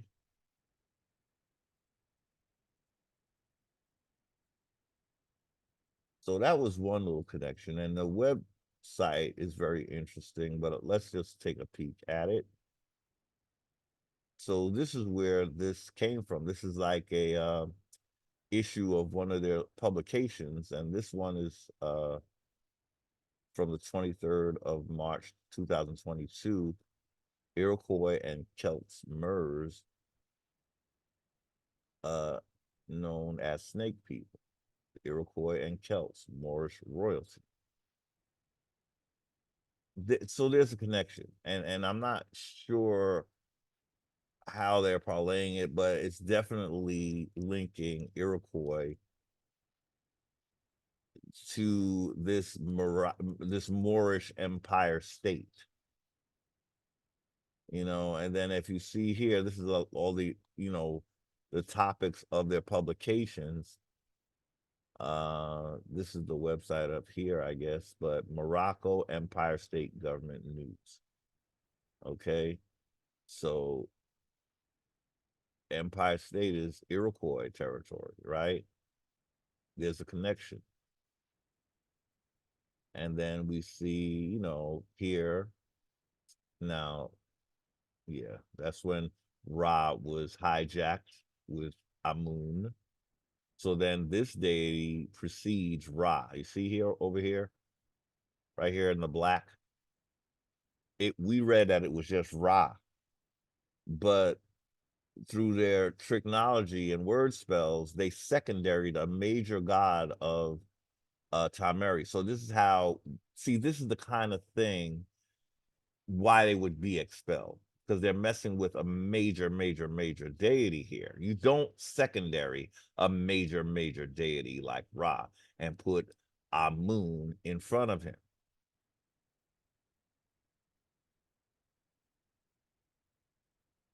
So this is the kind of thing that got them in trouble, y'all. This is it's part and parcel to what made them disagreeable, what made them basically like an abhorrence to the legacy. So they had to be put out. Okay, so here we Blackfoot. So what I'm trying to show is that they are telling us who the Indians are that basically have alliance with them, or there's blood mixing there somehow. So Blackfoot, you see anything that's along this is the Geechees, the Gullah Moors. See, these are the little clues that we have of the Indians that they're claimed Iroquois. See, this is again, this is a Morocco. This is all Moorish stuff. Uh, yeah, yeah. All this is Moorish uh takes on everything, right? But in this, they're telling us the people that uh they have alliance with.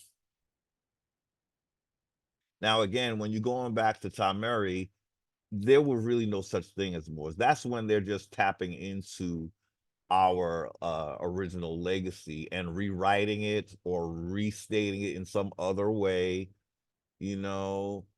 Although I will say this, I think the the line of pharaohs from the very beginning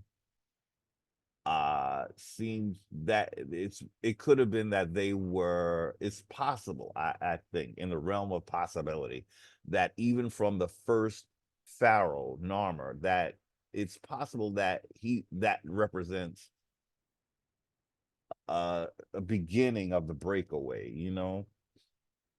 because in Narmer you have this king who's looking to quote unquote unite, and that is what the new world order wants to do, so there, I realize from the first pharaoh, there could have been a plan from way back then. um so yeah, and then we see that I don't want to get too deep into it, but when in one of the videos we saw that Narmer, uh there was someone in his dynasty named Horus, or see, I think they already started changing the name back then too. It should have been Heru, but Horaha. I'm sorry, Horaha. So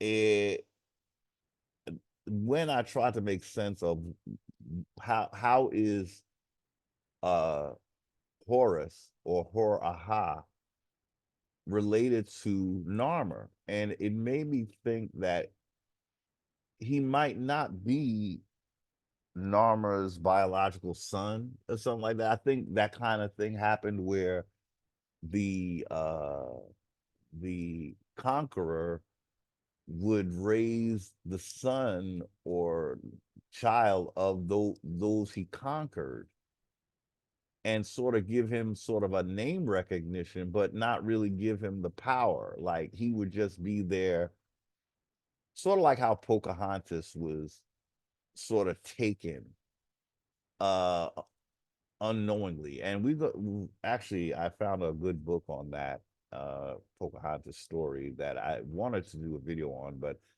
that might have to be the next video. I did have it lined up, but in that story we see how the child of a king is taken by a conqueror king, and then the games begin because they're going to start using her to claim your land, and they're going to make it look like this was all agreed upon. And meanwhile, the Pocahontas story, it kind of breaks my heart because this was a young woman who had she only wanted peace uh with the uh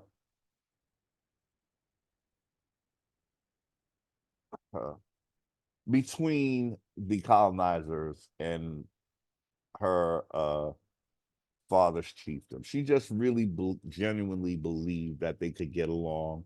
The typical thing, you want to help the stranger. Like, what really is one of the golden rules, do your neighbor as yourself. So here we have a very young Pocahontas who's really kind of, I see her as uh well-meaning, but just naive due to her age. And she was taken advantage of, not even necessarily by the man she married, who was a white man, but more so by the forces behind that white man. That's what when I read the book that we will probably look at next time, that's what I got. I got that this was a woman and her husband were both pawns when it comes to the people that they were under. Now, uh Powhatan, he of course he loved his daughter, and but he did realize it probably a good thing since she was so in love with John, this character that she fell in love with. He realized he didn't want it, but he realized that it might be probably the best thing that could happen, since he couldn't really get to a place of a meeting of minds with the English, because, and the only reason why he couldn't is because the English were being puppeted by King James, is what I got when I read it. So for instance, say now a group of settlers finally learned to get along with the Powhatans, right? King James would change he would send a new group who didn't know the Powhatans. So it's like they had to start all over again, but they wouldn't be as nice, or everything they built would be coming to an end. Like all the relations they built were gone at the whim of King James, who would just send. So what I get from that is King James had an agenda. Now he couldn't have them falling all in love and being one people when he's trying to take over, because the falling in love and being one people, that would mean mutual respect. King James wasn't, it was not going to be mutually respectful. Point blank, period. So there, Pocahontas gets caught up thinking that this is going to bring peace, and it doesn't. But they use her, and her children now are going to be seen as the only Indians in Virginia. Ultimately, that would happen. They only her mixed breed children would be seen as those who are not to be called black, colored, Negro. So it never works when you get in bed with the corporation, is what I'm ultimately saying to Indians who feel, oh, we just good enough, like we good just being with the corporation still and working with them and having birth certificates and driver's license and all the paperwork that they require for us to have. You're deluding yourself again. Why Indians don't want to be in charge of their land again? I don't. Why are we here? Like Taraji said, why am I here if it's not going to make a difference for the future generation? You know,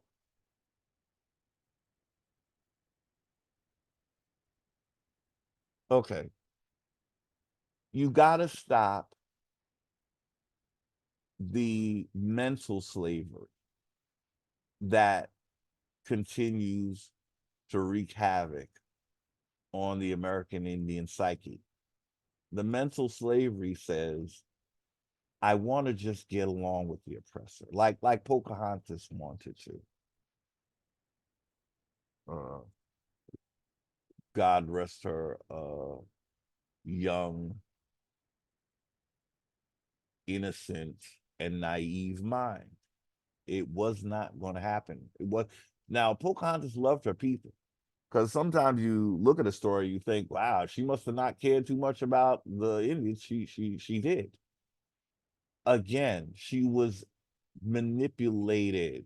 She was a pawn used by much wiser nobility, older, who had only one thing in mind: complete takeover of her people, her land, and the whole continent of Indians. This is what you get when you're in bed with your enemy. But Indians still want to, they insist on being part of a corporation. You did not build a corporation, Indian. Anything that you become part of that you did not build or is not from your ancestors, if you haven't learned what happens, then you know what? Let's just say there might be Indians who can use these Indians as their slaves if they insist upon being slaves. Like, it's not that Indians would want you to be, but it's just that it seems like there's a lot of Indians who really want to stay in the corporation, and the corporation doesn't have anything but slaves. So maybe it'll be something where the free Indians, the actual sovereign Indians, maybe they can use some good uh uh help with these Indians that want to be slaves.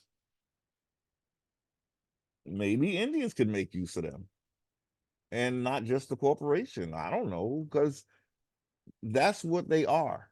They're slaves, whether they realize that or not.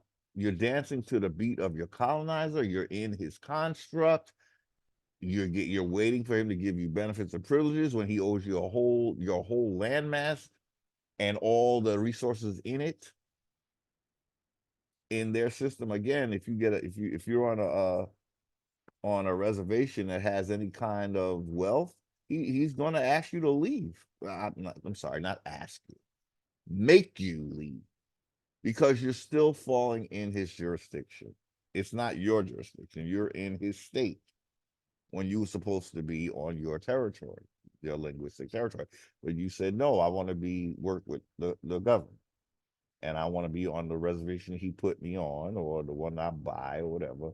But I'm still going to be under his thumb, because I'm a corporate. A corporation it belongs to the feds. It's a franchise of the feds. Every corporation is a franchise of the feds. That's how they were able to use commerce to take over law of the land, because they turned everything into corporations, including people. They're like little franchise. So anyway, yeah, see, whatever Indians they mention here, yeah. So this was just a clue to who the Moors see as their allies, and whether Indians know it or not, they are, they have been claimed. Again, there you see them there. Oh, Haiti Moroccans. Oh, Iroquois. They got a old. I think they're the only Indians mentioned. Well, no, Blackfoot people. I'm sorry, Blackfoot, Iroquois, Geechees, or Gullah Geechees, or whatever. So these are all, the more see them as they are, you know, connected to the Moors. They see them as they're like they're representing the Moors in some way. So here, why did I pull this up? This is just to go back to the point that it says here, thank America and President Obama for recognizing the United Nations Declaration of the Rights of Indigenous People. So somehow President Obama is seen as part of this. But again, he's the one that took Negro out. If he were interested in American Indians being in their land, soil, law of the land jurisdiction, he would not have removed Negro from the record. But here he's all for the United Nations. So that's how we know it's a clue that you're being steered toward an international jurisdiction. Okay, so I think that's all the reason why I want to show this, because it's somehow, I didn't know that Obama Okay, we are very excited about the new directions of U.S. policymakers and anticipate the Obama administration will soon open meaningful dialogue. Well, I don't think that really happened, right? So they would. This was initially everybody was all excited because I guess his administration recognize the UN declaration. But yeah, because he wants you to get you out of your land soil jurisdiction and into an international one. Everything international is automatically in a sea jurisdiction because that's how you're going to get to the other nations through the sea. So it has to be they need a jurisdiction that covers the sea. It's called the sea jurisdiction. Uh So here's another, see, a clue. See, what I was saying earlier, like here we see on the sideline here, the nations of the Washita. I don't know how to pronounce that word. I don't think. Dada Mandaya. Dugdamoundia Empire. See, empire. If they have an empire, that's Moorish. That's colonizer. Colonizers have empires. You just had your land, okay, and your birthright. Since 1993, the nations of the Washita Empire have played a vital role in elaborating our position relative to the most important rights of indigenous people, health, and our lands. The sovereign people of the imperial, oh, there we go again, there's a big clue. You are using colonizer language. You're not sovereign. And if he's giving you sovereignty, it is what we discovered in a few past videos. That is a less sovereignty. It's not real sovereignty. It's domestic dependent sovereignty. But as Peter Jericho says, it's the now you see it, now you don't type of sovereignty, where if it benefits the corporation, you're not going to see the sovereignty. You know. So now you see it, now you don't. So again, if you have land that they discover that there's oil in it, boom, you gotta go. You gotta go because we're gonna. In other words, they still claiming land over you claiming it. So in a federal system, if your land has any kind of wealth in it, the federal government is going to assume that that's theirs. That's how you know that you're not really sovereign. If you were really sovereign, they wouldn't be able to do that. You wouldn't be on a reservation. It wouldn't be called a reservation. It should not be called that. It's basically your land is wherever your ancient uh uh tribes were, the entire width and breadth of it, not some reservation. So they're limiting you on your land. That's not being sovereign. Okay. uh but again, Indian tribes like this, we know that they have sold out. So the awakening was not for a tribe like this, who have already accepted the domination of the corporation. And so they have now some kind of deal with them. If we are awakening to the fact that we're Indians and we're not part of the Washita, what's the other ones? There's a few of them, but I guess we'll get to those. Let me see. We might have to jump around. Oh, here's the Empire State. New York Empire State, owner, Aboriginal Moroccan people. I should have brought this up earlier. uh, this is also from that Moorish website. So the Moors know who their people are, right? Even if the people don't, in this case. So New York is the Empire State, as we said. This is where we got it from. The owner, Aboriginal Moroccan people, Iroquois. So it's basically saying Moroccan people are the same as Iroquois, according to how the Moors see the Iroquois. And the Iroquois have done everything to show that they are against all the other Indians, right? They made a great law of peace, not for all Indians, just for the ones who agree to take over all other Indians. It's like we have to get along to take over, y'all. Come on, get it together. It's not peace for the sake of peace. It's peace so I can get a piece and then take all of your land if you're an Indian in America. Okay, so Moroccan Empire State national flag. Okay, so I mean, I don't know if they nailed it when they give you their opening statement, which says a lot. New York, the Empire State, owner, Aboriginal Moroccan people or Iroquois. So then they don't bring the point home, but let's read.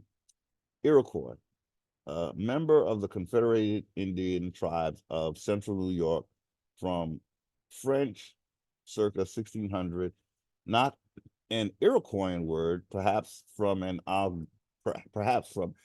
Algonquian language. It is from an Algonquian language,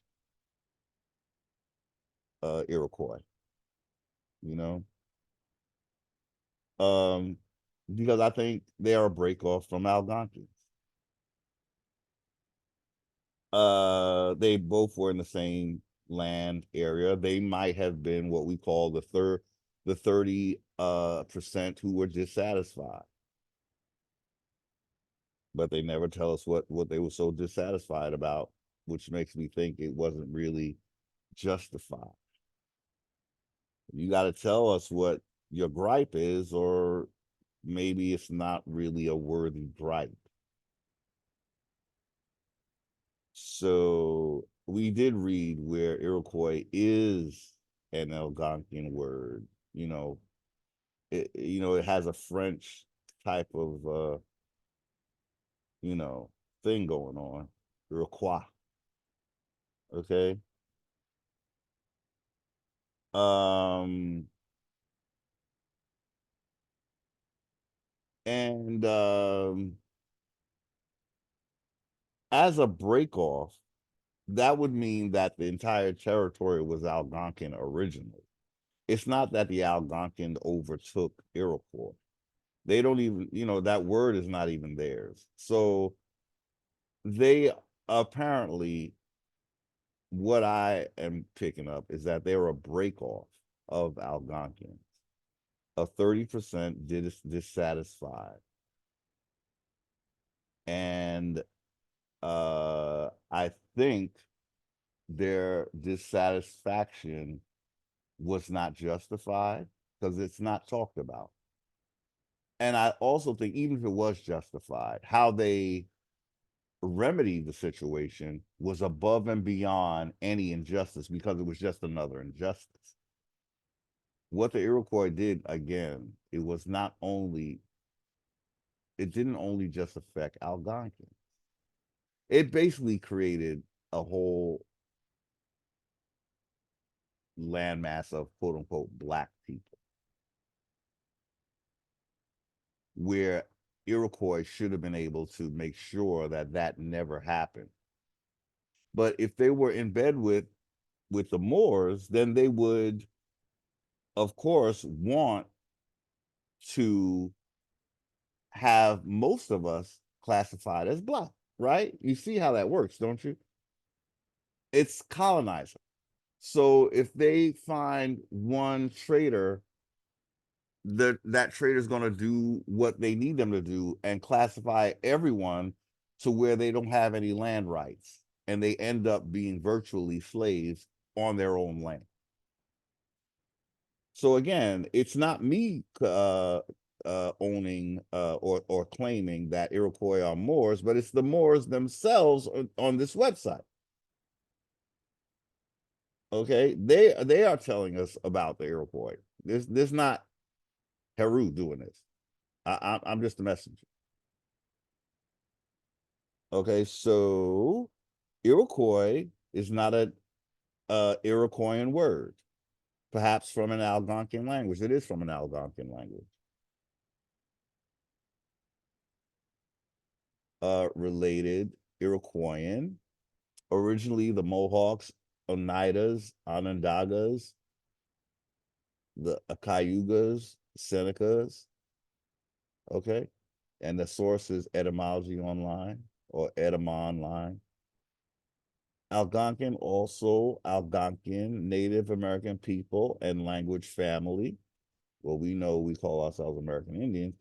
1885, an ethnologist word from Algonquin, name of one of the tribes. What?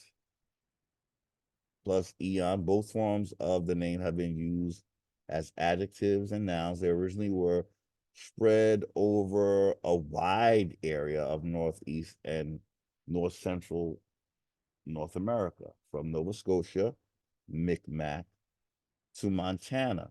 Wow. Cheyenne. From 1890 in geology source etymology.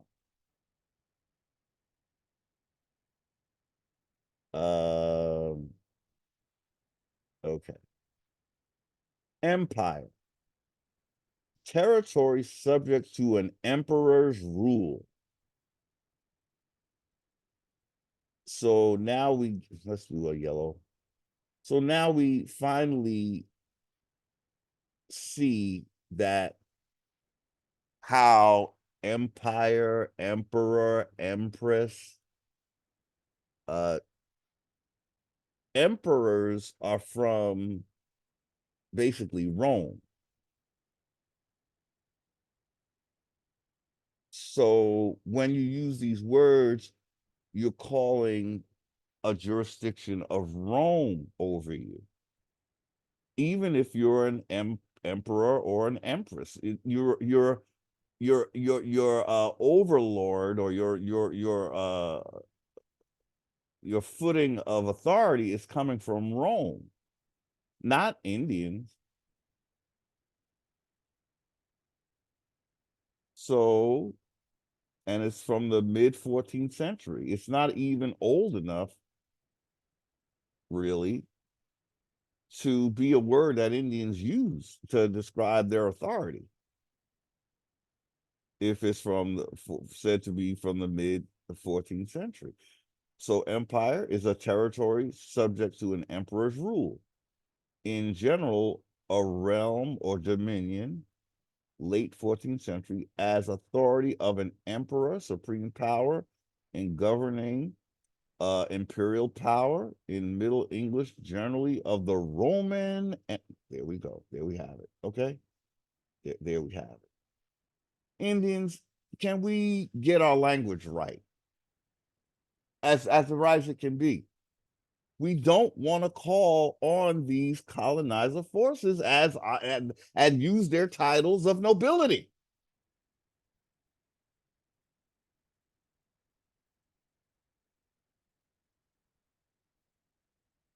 Unless we are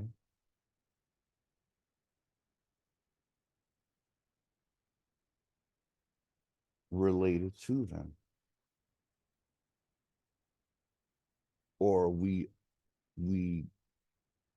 recognize their domination. You know, you can be related to nobility and not agree with them.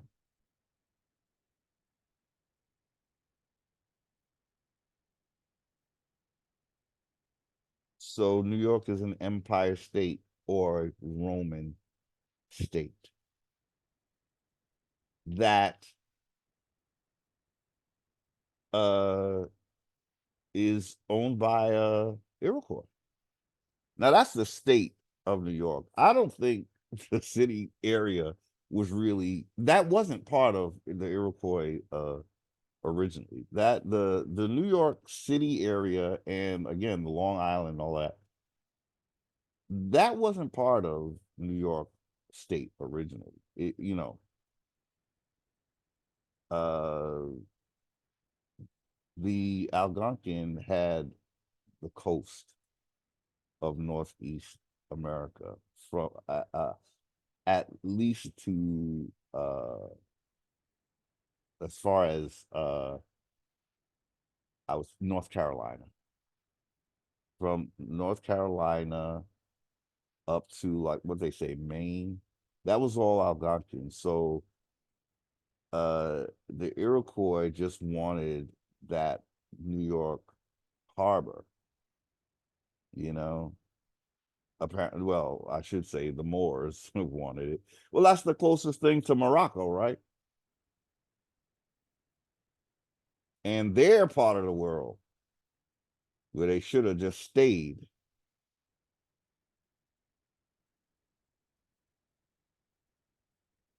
Okay, so from old French Empire, rule, authority, kingdom, imperial rule, from Latin imperium, a rule, a command, authority, control, supreme power, sole dominion, military authority, a dominion realm, from imperare to command, from assimilated, from blah blah blah.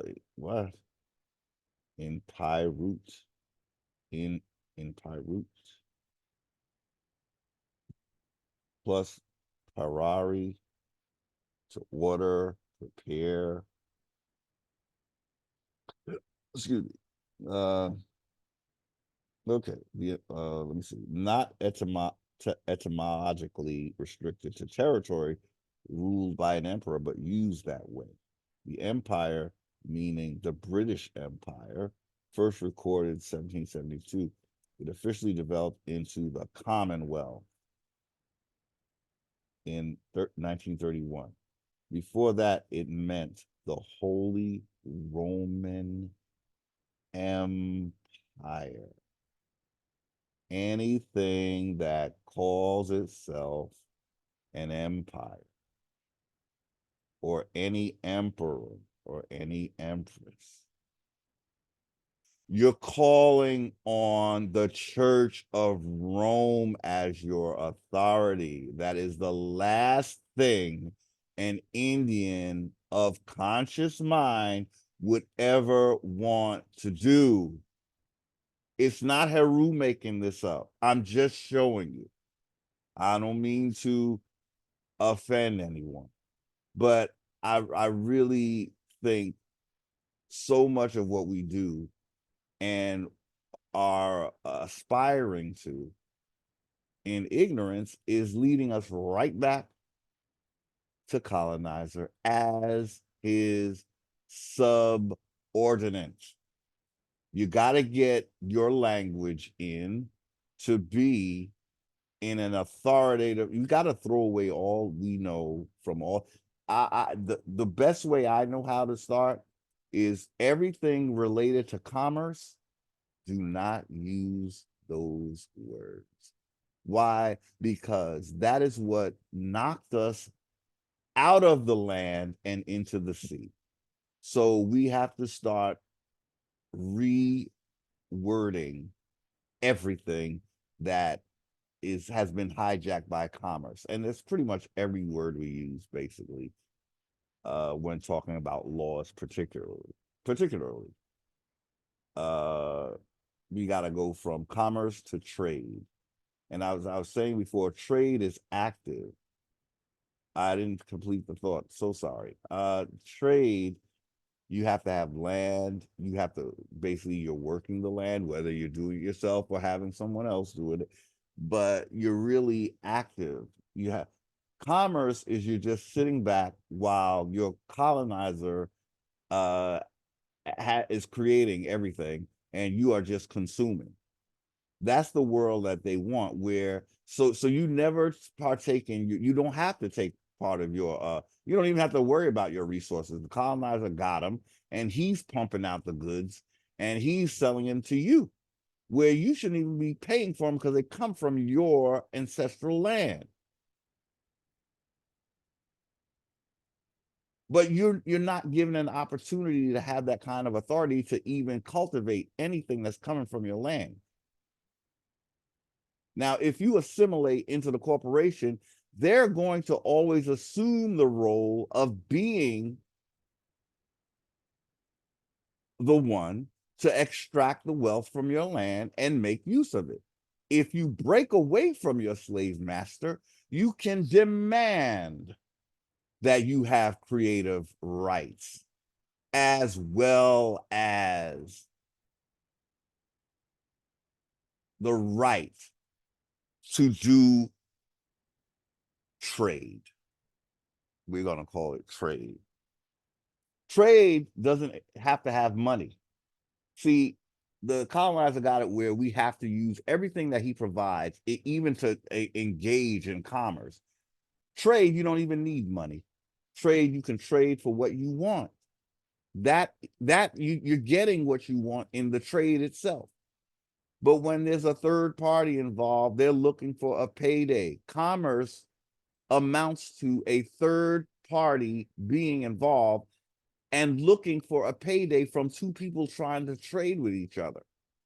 There's going to be someone in the middle talking about he's going to regulate the trade. We don't need you to do that. What you're really doing is just getting paid for doing absolutely nothing but hindering trade.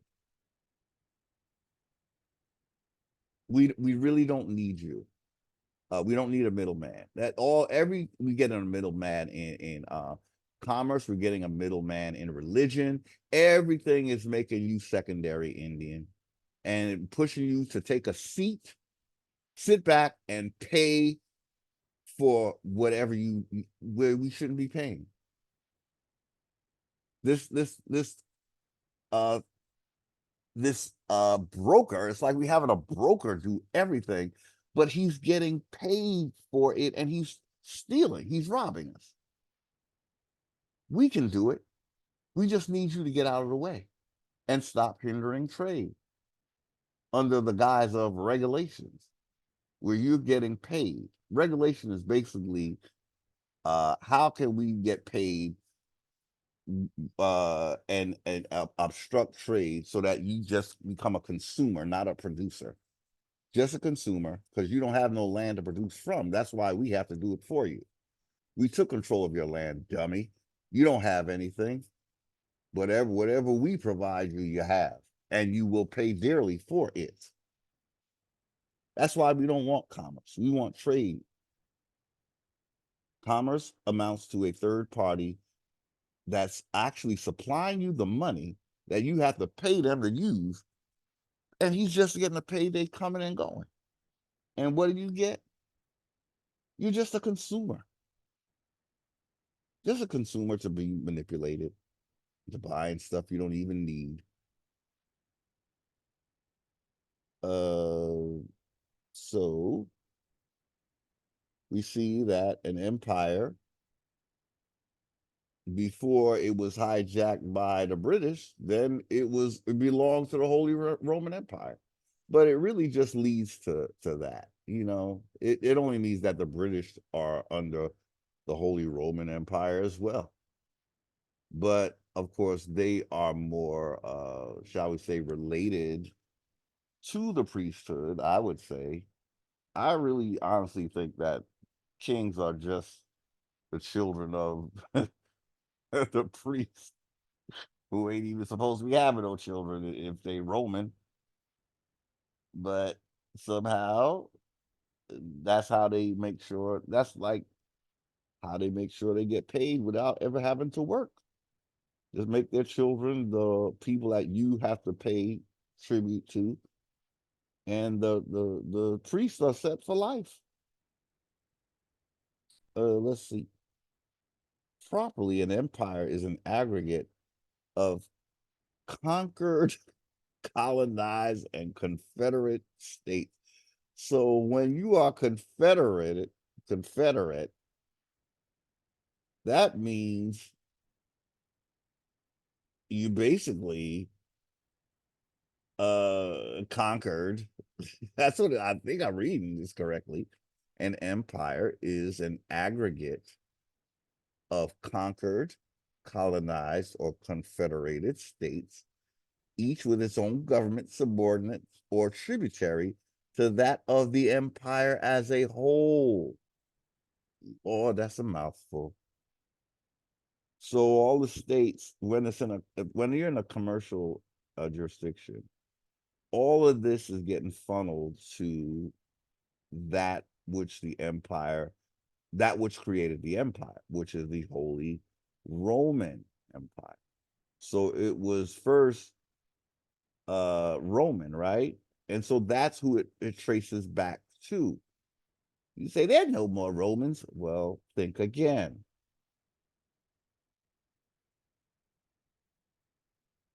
So you've been hijacked.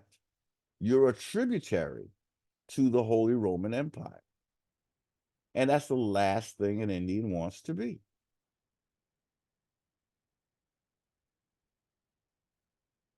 Empire as the name of a style, especially in reference to a style of a dress with a high waistline. Okay, so that's an empire dress. We're not talking about that. Yeah, okay. So, okay. Second empire is the rule of Napoleon. Oh boy, of France. New York has been called the Empire State since 1834. So New York has been hijacked by Rome, basically. New York State. Uh, I guess New York City is considered part of that when I don't think it originally was. Okay, so why did I highlight that? Oh, it was just part of when I was highlighting this. It just kept going, I guess. Okay. And oh, look, there's another confederation. So I'm thinking a confederation is an aggregate of conquered, colonized. So when you're confederated, it looks like you're part of an empire as an aggregate of conquered. See, all their words, confederacy, and all of this, even the Iroquois confederacy,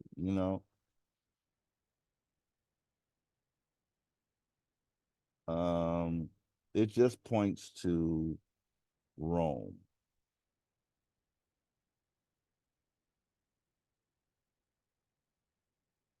Okay, the founders of the Iroquois League are traditionally held to be Degan Deganawida, Deganawida, Deganawida, Deganawida, I don't, the great peacemaker. Okay, the founders of the Iroquois League are traditionally held to be I'm sorry, Deganawida, the great peacemaker Hiawatha, and Jugansese, Jugansese, the mother of nations. For nearly 200 years, the Iroquois were a powerful factor in North American colonial policy.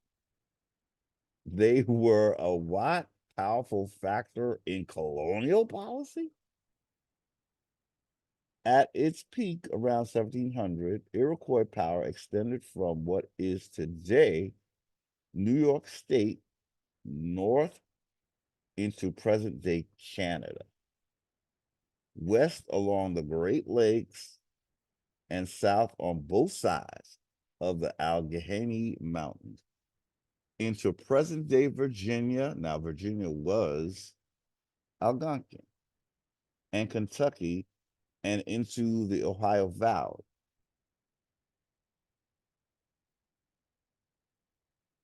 Okay. Hmm. Um,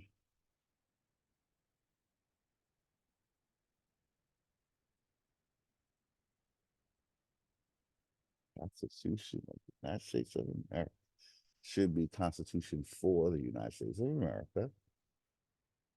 And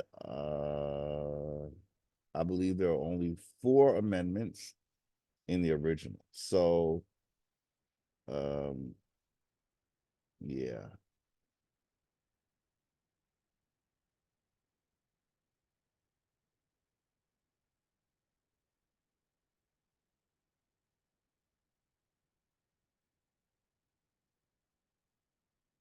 Okay, so it's talking about money. Oh, yeah. There we go. Moorish, right? The seal of Islam, Moorish American consulate. Oh boy. Um, so I'm sorry, I skipped down because yeah, colonial pertaining to or belonging to a colony. Well, we know that 1756 from Latin colonia or directly from colony or model of baronoidal in U.S., especially from a characteristic of America during colonial times. Oh my God, is it? It can't be this late already. Okay, so okay, so this is a long ass video. I didn't realize how late it was or how early in the morning it was. Almost five. So the noun meaning inhabitant of a colony or colonist is recorded from 1816. Okay. Policy, way of management. Uh, a policy, study, or practice of government. Good government from Old French policy. Political organization, civil administration from late Latin politia. The state civil administration from Greek politia. State administration, government, citizenship uh, from polites, citizen from polis, city state, polis. Okay, polis. Okay. Yeah, so that was just this part was just about talking about money, but see, this is there was no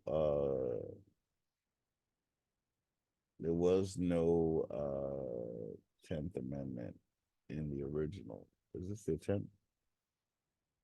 Wait, where did I see 10th Amendment? Where did I see that? Did I see that? Maybe I'm seeing things. Okay. So maybe Constitution of the United States of America, Section 10. Oh, Section 10. Why did I think it was Amendment 10? Where did I see Amendment at? Anyway, uh, Clause 1, treaties, coining money, impairing contracts, etc. No state shall enter into any treaty, alliance, or confederation, grant letters of marque and reprisal, coin money,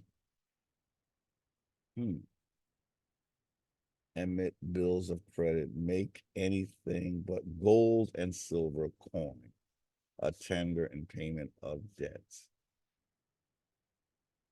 pass any bill of attainder ex post facto law or law impairing the obligation of contracts or grant any title of nobility.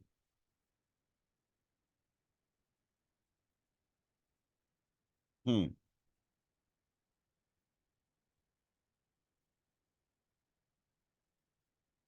that's interesting because it sounds like it's saying you can't makes somebody a noble, but it doesn't necessarily mean they can't, you know, have existing nobles. For a minute there, that's what it looks like. It could say that no state can grant a title of nobility, but it didn't say that they can't hire nobility. You know what I mean? That would be scary, right? If that was all misinterpreted. Uh but I was thinking in trade, you don't even have to use gold and silver because there won't be any debts. But I think the reason why I highlighted that because it kind of shows you that according to the Constitution, dollars can't pay a debt. So that's why when you hear people saying that we're not supposed to be paying debt if there's no gold and silver, and they took gold and silver out, but they're still making us use these debt notes as if they are backed by gold and silver, and they're not. Anyway, when Indians get out, this won't even be an issue. It really won't, because we can really we won't have to go by what they call money anyway, right? Especially if we're going to be using trade. I really think we should start with trade. There's no debts when you have trade. See, they wanted a debt system, but when you trade, there is no debt. Whatever you traded for, everything is paid for. It's just a one shot deal. No, none of this uh, uh, racking up a debt so you can steal people's things. That's what this system does. That's what it was created to do. It's so sad. But anyway, okay. I don't know if we're gonna get to everything. We did cover a lot. Um,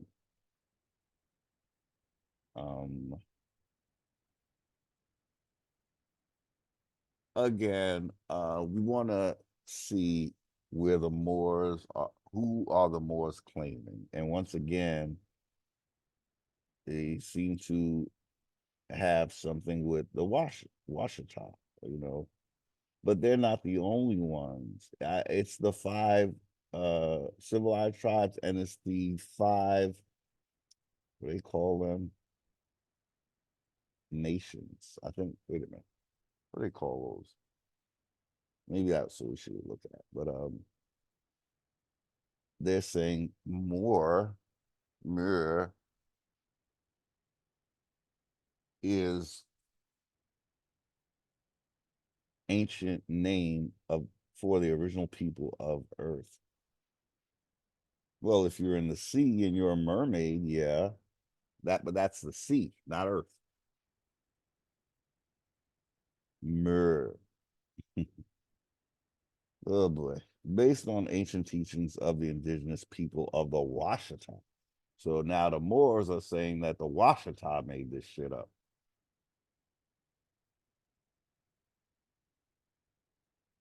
Okay. The or they have another way of spelling it, Wachita. The indigenous proprietary inhabitants of this part of the Americas recognize ourselves as Moors. Okay, so here's another group of Indians that the Moors find alliance with or kinship to. Okay. Modern Western settlers in our lands called us the lost race. The builders, the mound builders of Mu. Oh, here we go. Western history labeled us as Wichita Indians or Washita, and our indigenous Carib family of the Caribbean islands as the West Indies. Oh, now they're trying to get the West Indians, us West Indians up in there. Oh boy. Well, I I looked up uh some of the Caribbean islands, and I it was interesting because they're not saying that each island has they at least when you look on the at least on Wikipedia, uh it's interesting that they are saying where the people of each island originated from. I did see that Jamaica is Africans are they're being said to be have some African uh, people up in there. Whereas other islands, namely like Barbados, I'm seeing that they're saying uh, Bajans originated from South America. In the I just thought it was interesting. So in other words, it's not all West Indies is all the same apparently. Uh, I forgot what the other ones, but it's just they seem to have different uh peopling. And then when you realize that it's Jamaicans that are claiming, Haile Selassie in Ethiopia and all of that, then it's clear that, yeah, something with Jamaicans is linking them to Africa and they know it, you know. And I was shocked because I did not know that that was the case.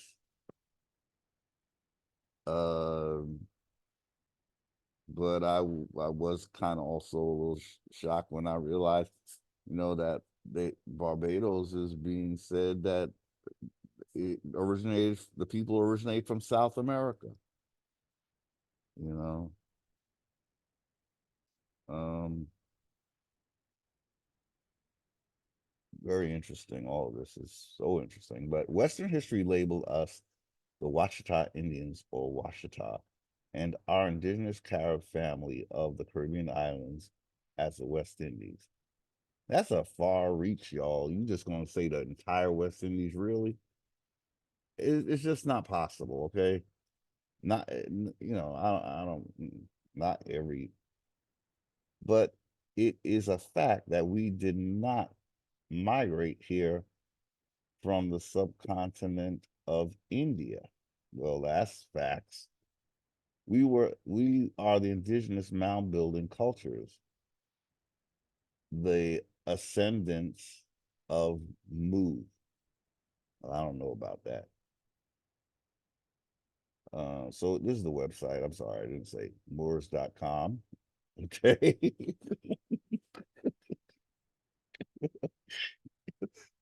Very to the point, right? Merge.com. Okay. So this is what they got to say. And I decided that we should hear what they're saying about which Indians that they are claiming. Now here they're trying to say the whole Caribbean, and I just know that that's not the case. Um, no, it's just too much of a conflict going on.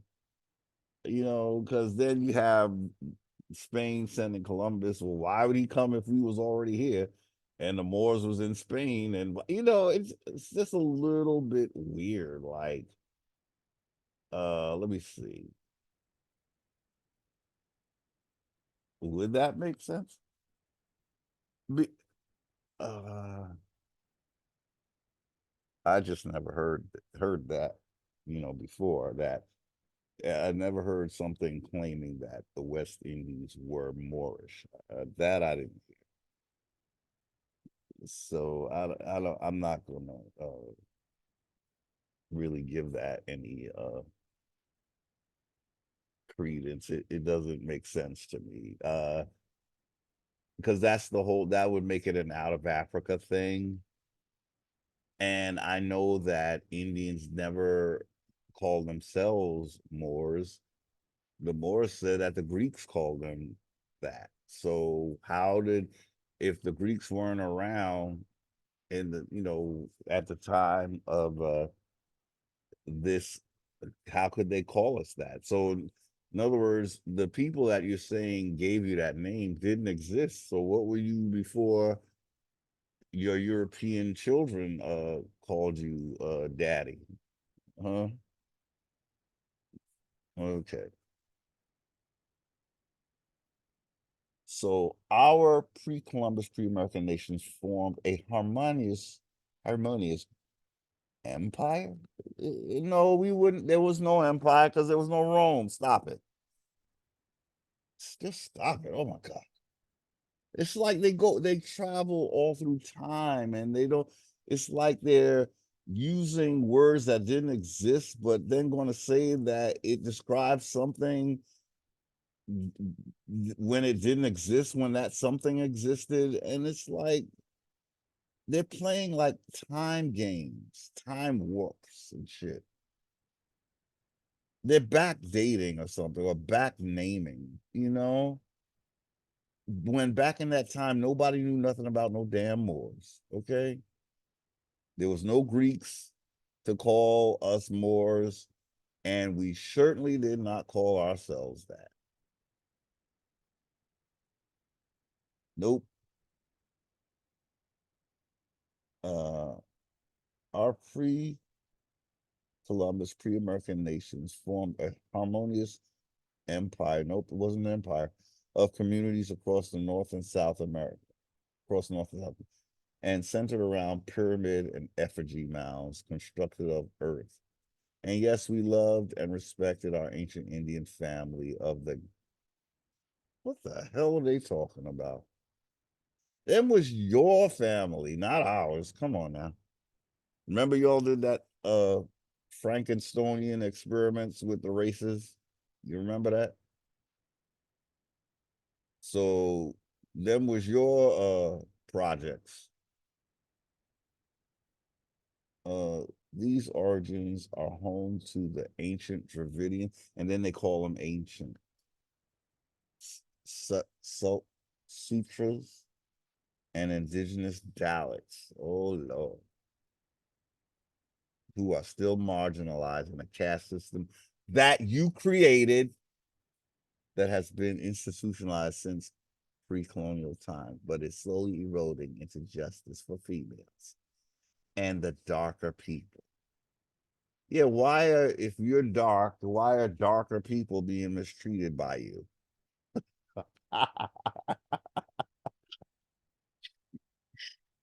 Oh boy. They just throw this out there like if they didn't have nothing to do with it. It was their people that created the caste system. This is all about taking control of land, caste system, because then they're gonna say it belongs to the nobility, the sultans, and all of that. Our elders teach us that we are one people, sharing one God with our indigenous brothers and sisters of Africa. They are so full of shit.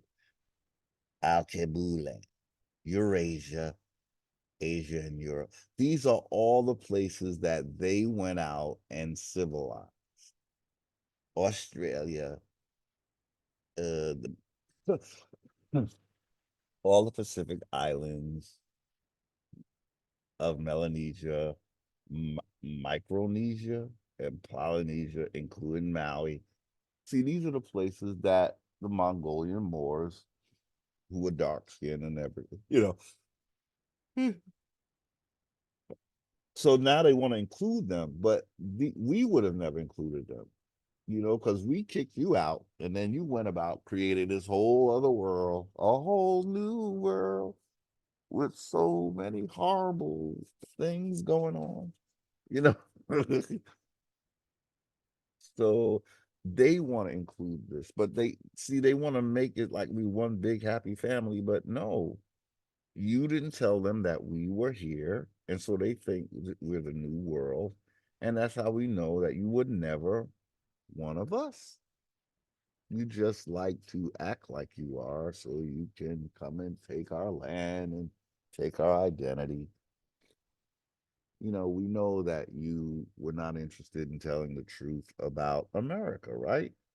Because then we'd all know that Africa is much younger and every other place is only younger than that outside of America. Excuse me. Um,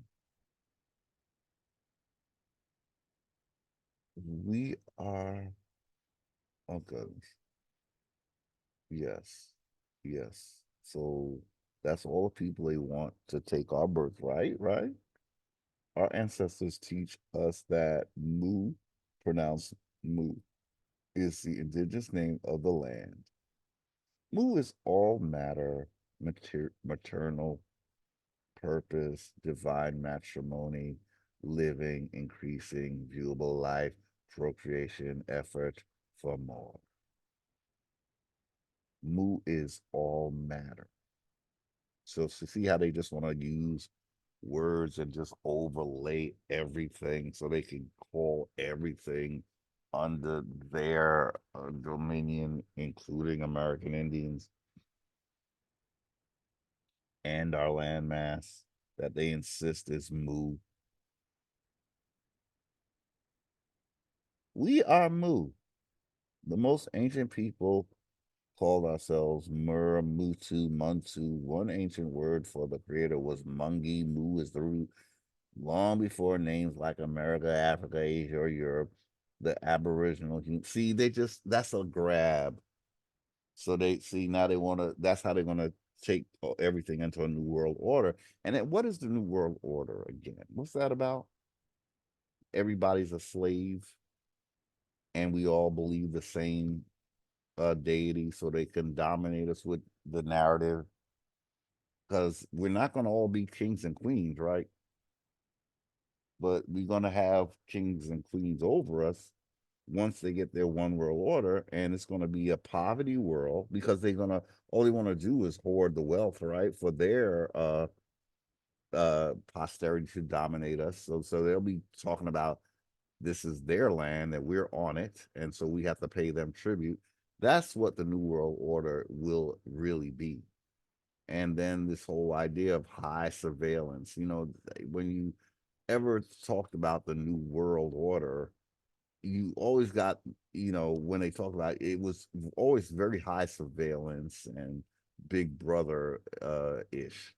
So not only are they dominating, they want to, it seems like they have, and they're doing it really, right, with the cell phones and the computers, right, the TV, smart TVs, smart refrigerators, smart everything, because they are watching. And so this domination is so micro managed, uh, you know, uh, it's ambitious. It's that why do you have to have such a invasion of privacy in your version of what you call a new world order? Well, because you want to make sure nobody dares think about not being part of your new world order. Who would want this though? Why do we want to be have that much surveillance? You know, why do you want to watch us so bad? It's almost like it's to me, it's like they have to make sure that no one uh peeps game. And so they kind of want to be able to think of every scenario where a person would speak against them so that they could already have something, some artificial intelligence to uh smash or squash any other narrative except for what they want us to know, right? And it's not going to be much. Uh, it's just it's how you know that it has nothing to do with God, because even God doesn't need to be so invasive, because a God would be God and he'd be omnipresent, omnipotent, and all that by himself. But then you see the thing that's trying to be God, they literally need to watch you through their devices, not like a real spiritual version of God, but this would be a physical, real man or group of men, like a priesthood, who feel they have a right to watch their property and make sure that they stay property. You know, it's just this thing, this reach to try to make us all under one. It's not as going to be as pleasant as it sounds, because they're going to really want to keep a level of control that no one would ever be comfortable with or want. It's a total invasion of privacy. And in a real world, in a real upright world, everyone has a right to privacy. We don't belong to any man on earth, right? Unless we believe his bullshit. So they don't have a right to watch us. They're not God. They're not uh righteous enough to even have that kind of say. No one is on earth, really, unless they got an overinflated uh royalty complex going on, and that is going to be something they're getting from the Church of Rome, the ones who makes coronations and stuff, making kings or queens, right? So they're being given a false narrative about who they are, and they think they have authority over mere people of the land, and they don't. So these Moors, they just get on this tirade, and it just gets crazy. We are Mu, the most ancient people called ourselves Mur, Mutu, Munsu, blah, blah, blah. We are Moors. The universal titles Mr. and Mrs., Madame, and Monsieur are rooted in Mu. Mu, Ma, Mo, Mur, Mar, Moer, Mur, Mar, More. First thing we say each day, good morning. Look, these people, it's like a psychosis, It's like the ancestors teach about the respect, but more uh respect more recent civilizations have for Mu. Teach about the respect more recent.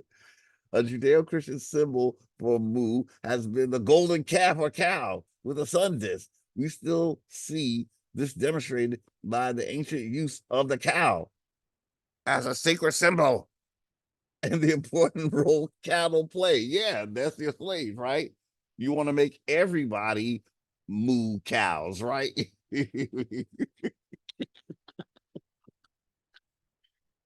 They want to make us cattle. In fact, in their some of their spiritual books and stuff, they say that we cattle. So yeah, they creating a whole thing with moo and cows. They just start. It's like being a pod person. They just trained to think everything is related to this word.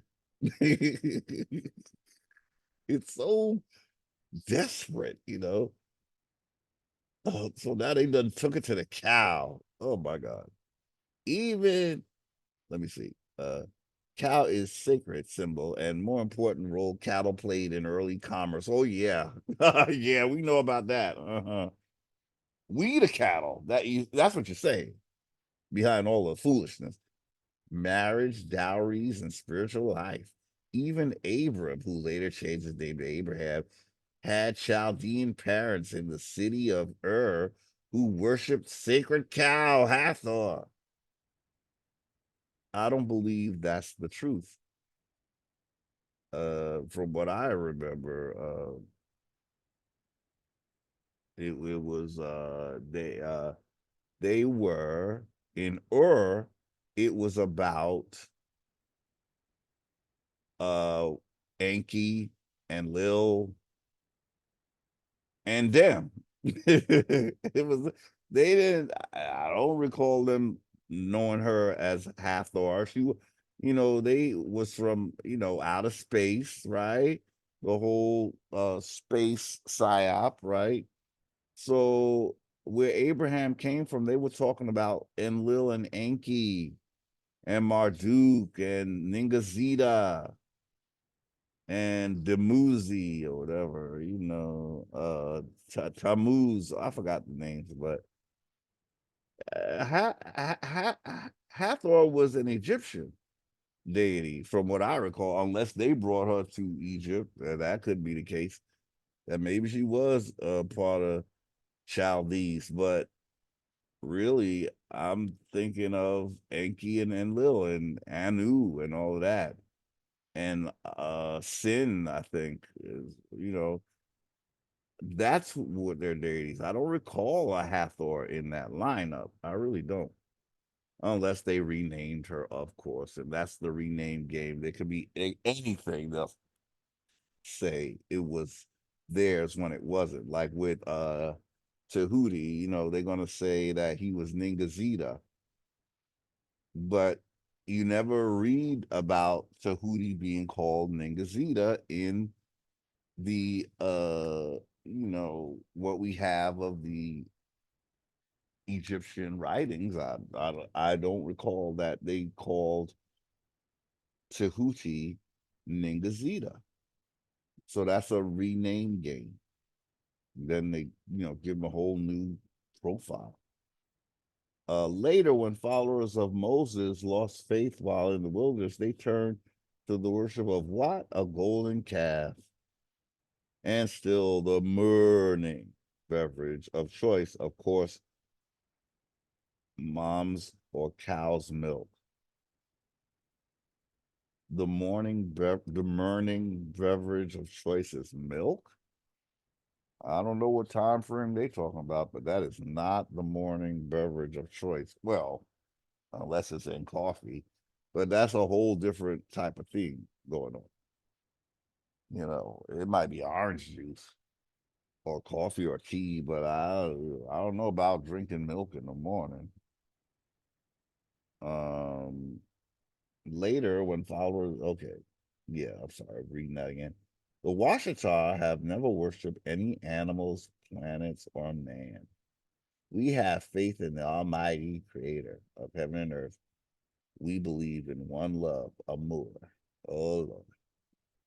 Today we can find a pyramid of variations. I'm sorry, a myriad of variations of and representations of the name Moor. And there we go again with another long list of uh oh boy. Okay. We know that I'm sorry, the Mississippi Valley, the Amazon, and the Nile Valley River Happy were once together part of one land from Morocco. Oh Lord, here they go again. And the Sahara to Mexico. See, they're going. Oh, I just can't explain the land grab aspect. You see it though. It's like they're depending on a time when the land was connected. But the thing is, even if it was that way, it is no longer. And so you can't claim land that is no longer, if it was ever, one landmass. So that's it. So see, it's a desperate grab narrative. They talk about this oneness, but I feel like if you were truly about that, you would have never tried to create different races. So you speak out of two sides of your mouth. you're not about oneness. You're just about having dominion so that you can take over. That's what you want. Oneness, if it was a thing, you failed at it the minute you started trying to create other races. So stop talking about this oneness. You just want to dominate. You want one domination. That's what you want. That's what you actually want. And you want to be the dominator. Okay? That is what you want. Because it's kind of late, I still didn't get to what I wanted to get to. I think I'm gonna have to end this video, y'all, because I didn't really intend to go till like 5 in the morning. Jeez. I guess I ran my mouth too much. I apologize. But I think we have to pick this up again. I don't know if I'm gonna, hopefully I'll feel moved to use this, but if not, have to do the whole thing over, or maybe I'll just use it for now. But um yeah, it's going on being a long video, and I think we should end here. So I'm gonna say for now, thank you for watching. Yes, we'll just have to continue our conversation. But I think we got some good points in.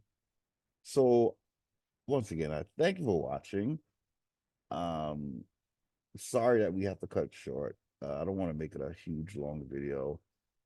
So I hope to, we can just pick up again. Thank you so much for watching. May you be uh highly favored with your land, your birthright, your identity, all back, and a return of your true birthright sovereignty. Till next time, thank you for watching.